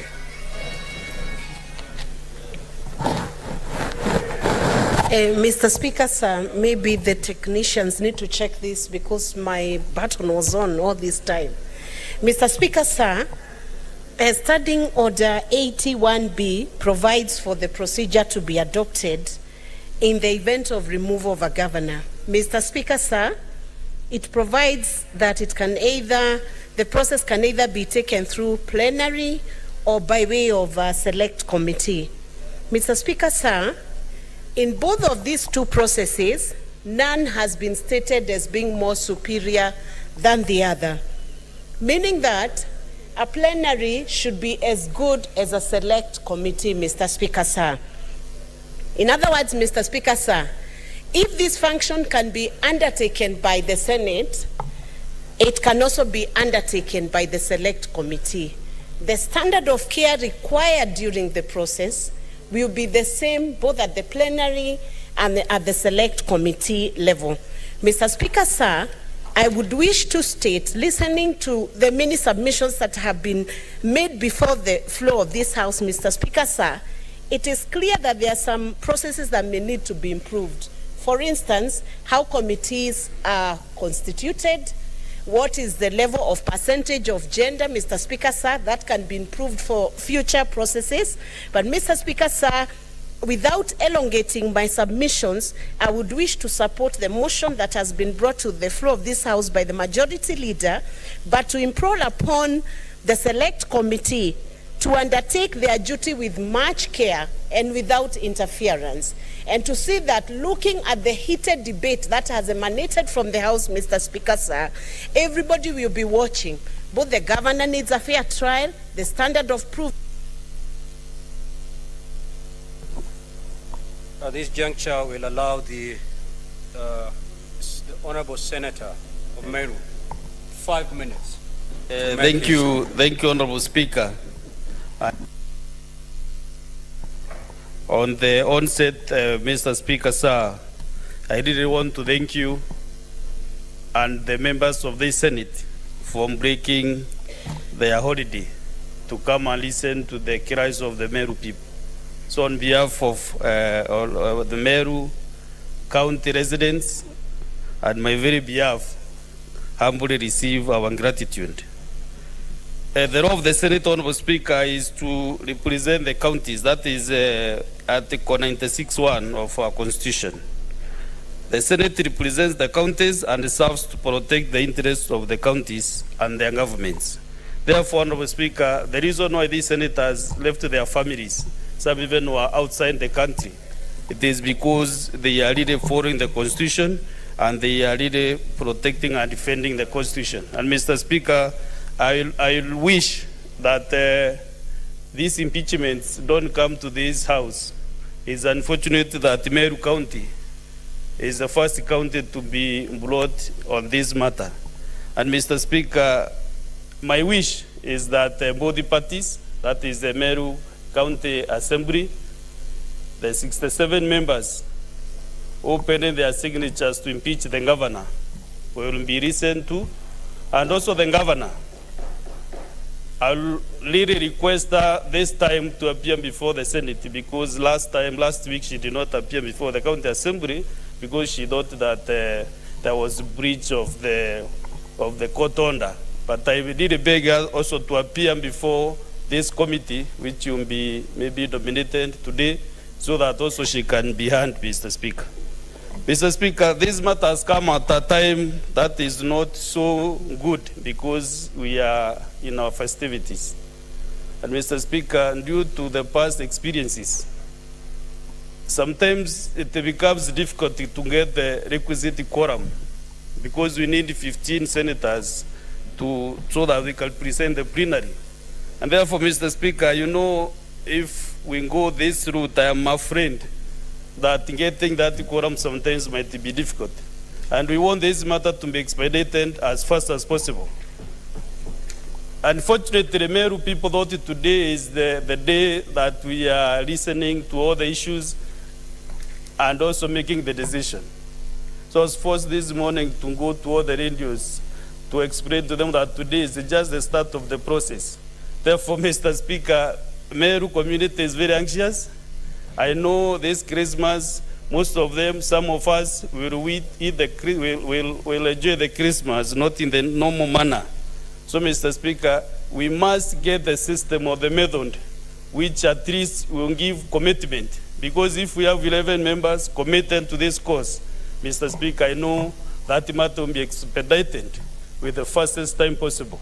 And these 10 days, if this matter can be listened to even within 5 days, that will be okay, Mr. Speaker, because the maximum time is 10 days for the committee to listen to all parties and bring the report to this House. Even if we are recalled earlier than the 30th of December, we will be able to come back, Mr. Speaker. And Mr. Speaker, members should not be worried because we are on by our standing orders to appear as friends of committee. Therefore, Mr. Speaker, all those members who feel that they shouldn't be part of that committee to listen to the issues, either in the defense of the governor or against, they are free to attend those sessions. Personally, even though I'm not in the committee, for the interest of my people, I will be appearing as much as possible to the committee to listen to the issues that will be raised, Mr. Speaker. Mr. Speaker, I want to confirm whether that graph is because of my statement or it is because of former Senator Governor Mandago. Thank you very much indeed. Thank you very much. So I was saying I will be, even my friend here, Senator Meru, will be much interested also to participate, to appear. And I also encourage as many senators as possible to appear as friends of the committee. Senator Chalegei, I also request the chair, because we don't know the chair who will be elected chairman of the committee, to give even the senators who are not members of the committee even time to even interrogate the witnesses, because that is the prerogative of the chair to give the friends of the committee. So if it is possible, as much as possible, whoever will be the chair should be lenient enough also to give other senators who are not members of the committee also time to ask questions and clarifications. So, Mr. Speaker, as a senator for Meru, I'm happy, and I know the committee or the other, whichever way this matter goes, Meru will get justice. And I hope that by the end of the month, things will be better and back. Also, I'll also request the committee to give even recommendations in the future so that other counties can be able to follow what the committee will work upon. So let us even give recommendations so that our counties can run smoothly. With those many remarks, Honorable Speaker, I thank you and wish all the senators Merry Christmas and Happy New Year. Thank you. Thank you, Senator. At this juncture, I will call the Leader of Majority, who is the mover of this motion, to reply.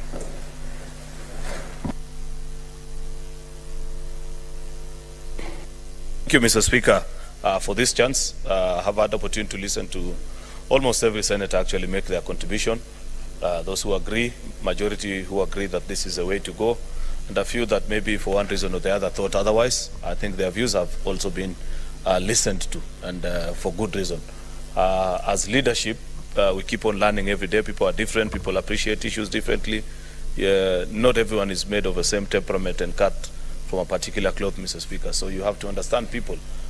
Leading a team as big as the ones that the minority leader leads or myself calls for balance. You know, Mr. Speaker, many things have been said and many suggestions have been given, including the possibility, you know, sometimes people say things and you listen and say, if you are in my position, will that be practical what you're saying? That for every decision that you want to make, you must first call people into a meeting and say, which way? Surely, I don't think we will ever make any progress. It's a reality of life. We don't make light actually of the various opposing views that we've listened to, especially on what is justified. But I think, to me, Mr. Speaker, the winner of it all is the senator for Meru has just finished on the floor. He speaks on behalf of the people of Meru. He has a confidence of this House, and has said, whichever way this House decides, plenary or committee, that he is comfortable in the interest of the greater people of Meru for them to get justice. And he has agreed with the motion as proposed.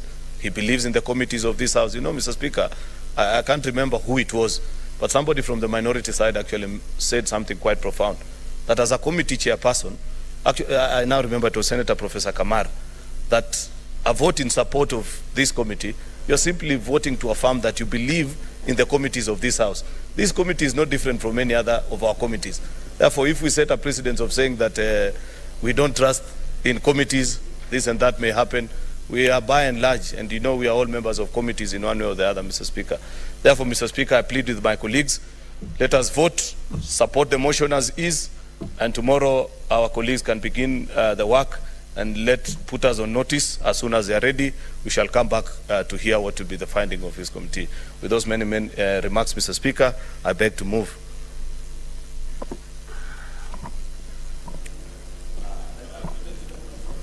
Honorable Senators, pursuant to Standing Order 84-1, I do determine that the matter affects counties, and therefore voting will be by county delegations. The vote will be carried when a minimum of 24 delegations vote in favor of the motion. At this juncture, I'll ask the Sergeant at Arms to ring the division bell for 2 minutes.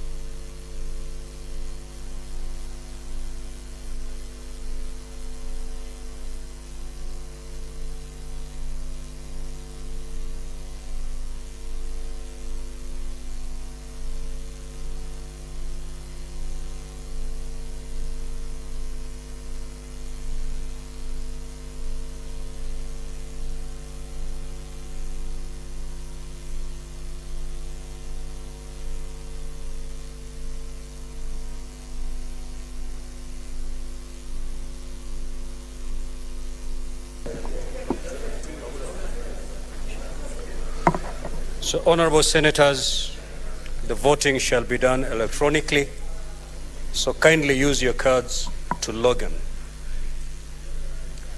Honorable Senators, I now put the question. But before I do that, Senator, please walk in.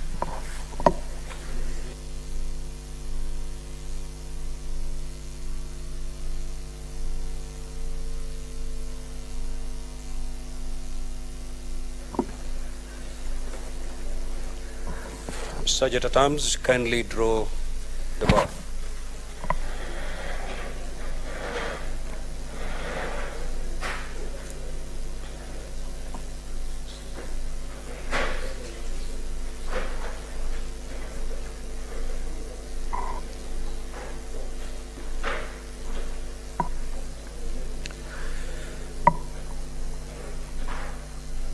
Thank you. Honorable Senators, I now put the question that whereas pursuant to Article 181 of the Constitution and Section 33 of the County Governments Act, on 14th December 2022, the Meru County Assembly approved a motion to remove from office by impeachment Honorable Kawira Mwangaza'S, the Governor of Meru County.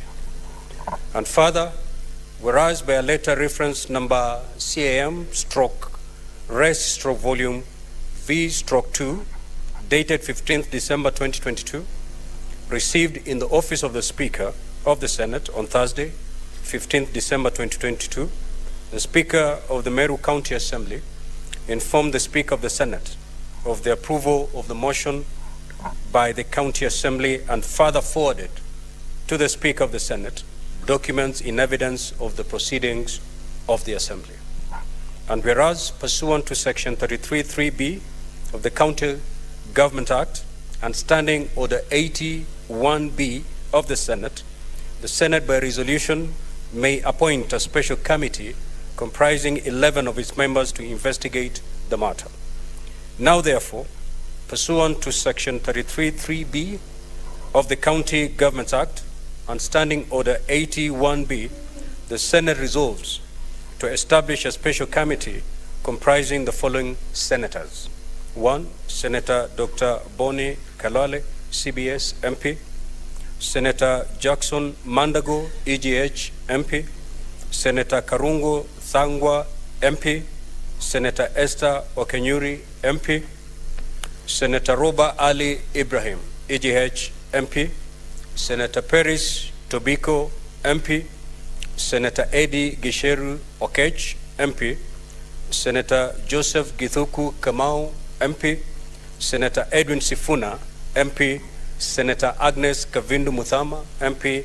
And Senator Jones Mwaruma MP to investigate the proposed removal from office of the Governor of Meru County and pursuant to Standing Order 82 to report to the Senate within 10 days of its appointment on whether or not it finds the particulars of the allegations against the Governor to have been substantiated. So, honorable senators, voting starts now.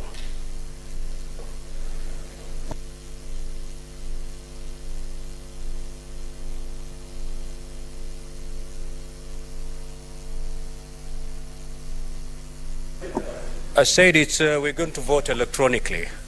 So you press either yes, no, or abstain.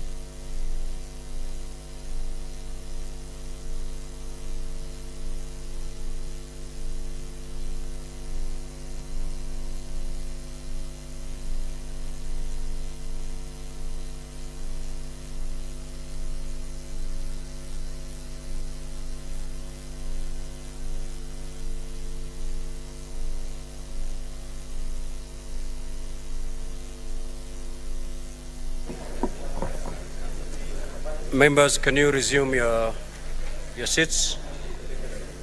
Members, kindly resume your seats. Voting is complete.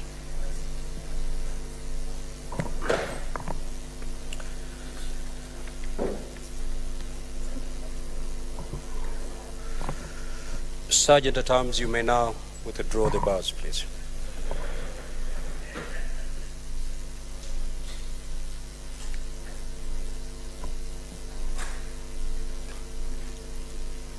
Honorable Senators, the voting is complete, and here are the results.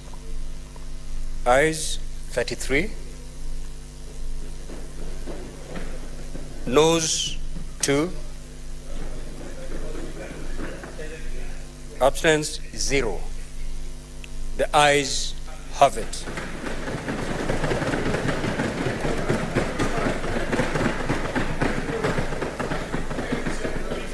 Honorable Senators, having put the special committee in place, the committee will have 10 days to investigate and report back to the Senate on whether it finds allegations against the governor to have been substantiated. The committee should therefore table its report in the Senate on or before Friday, 30th December 2022.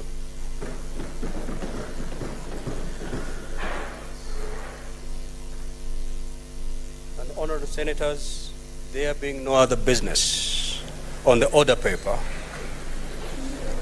the Senate stands adjourned until Tuesday, 14th February 2023 at 2:30 p.m. The committee meets immediately after the Kamkunji in committee room number 5. I thank you. Yeah, you.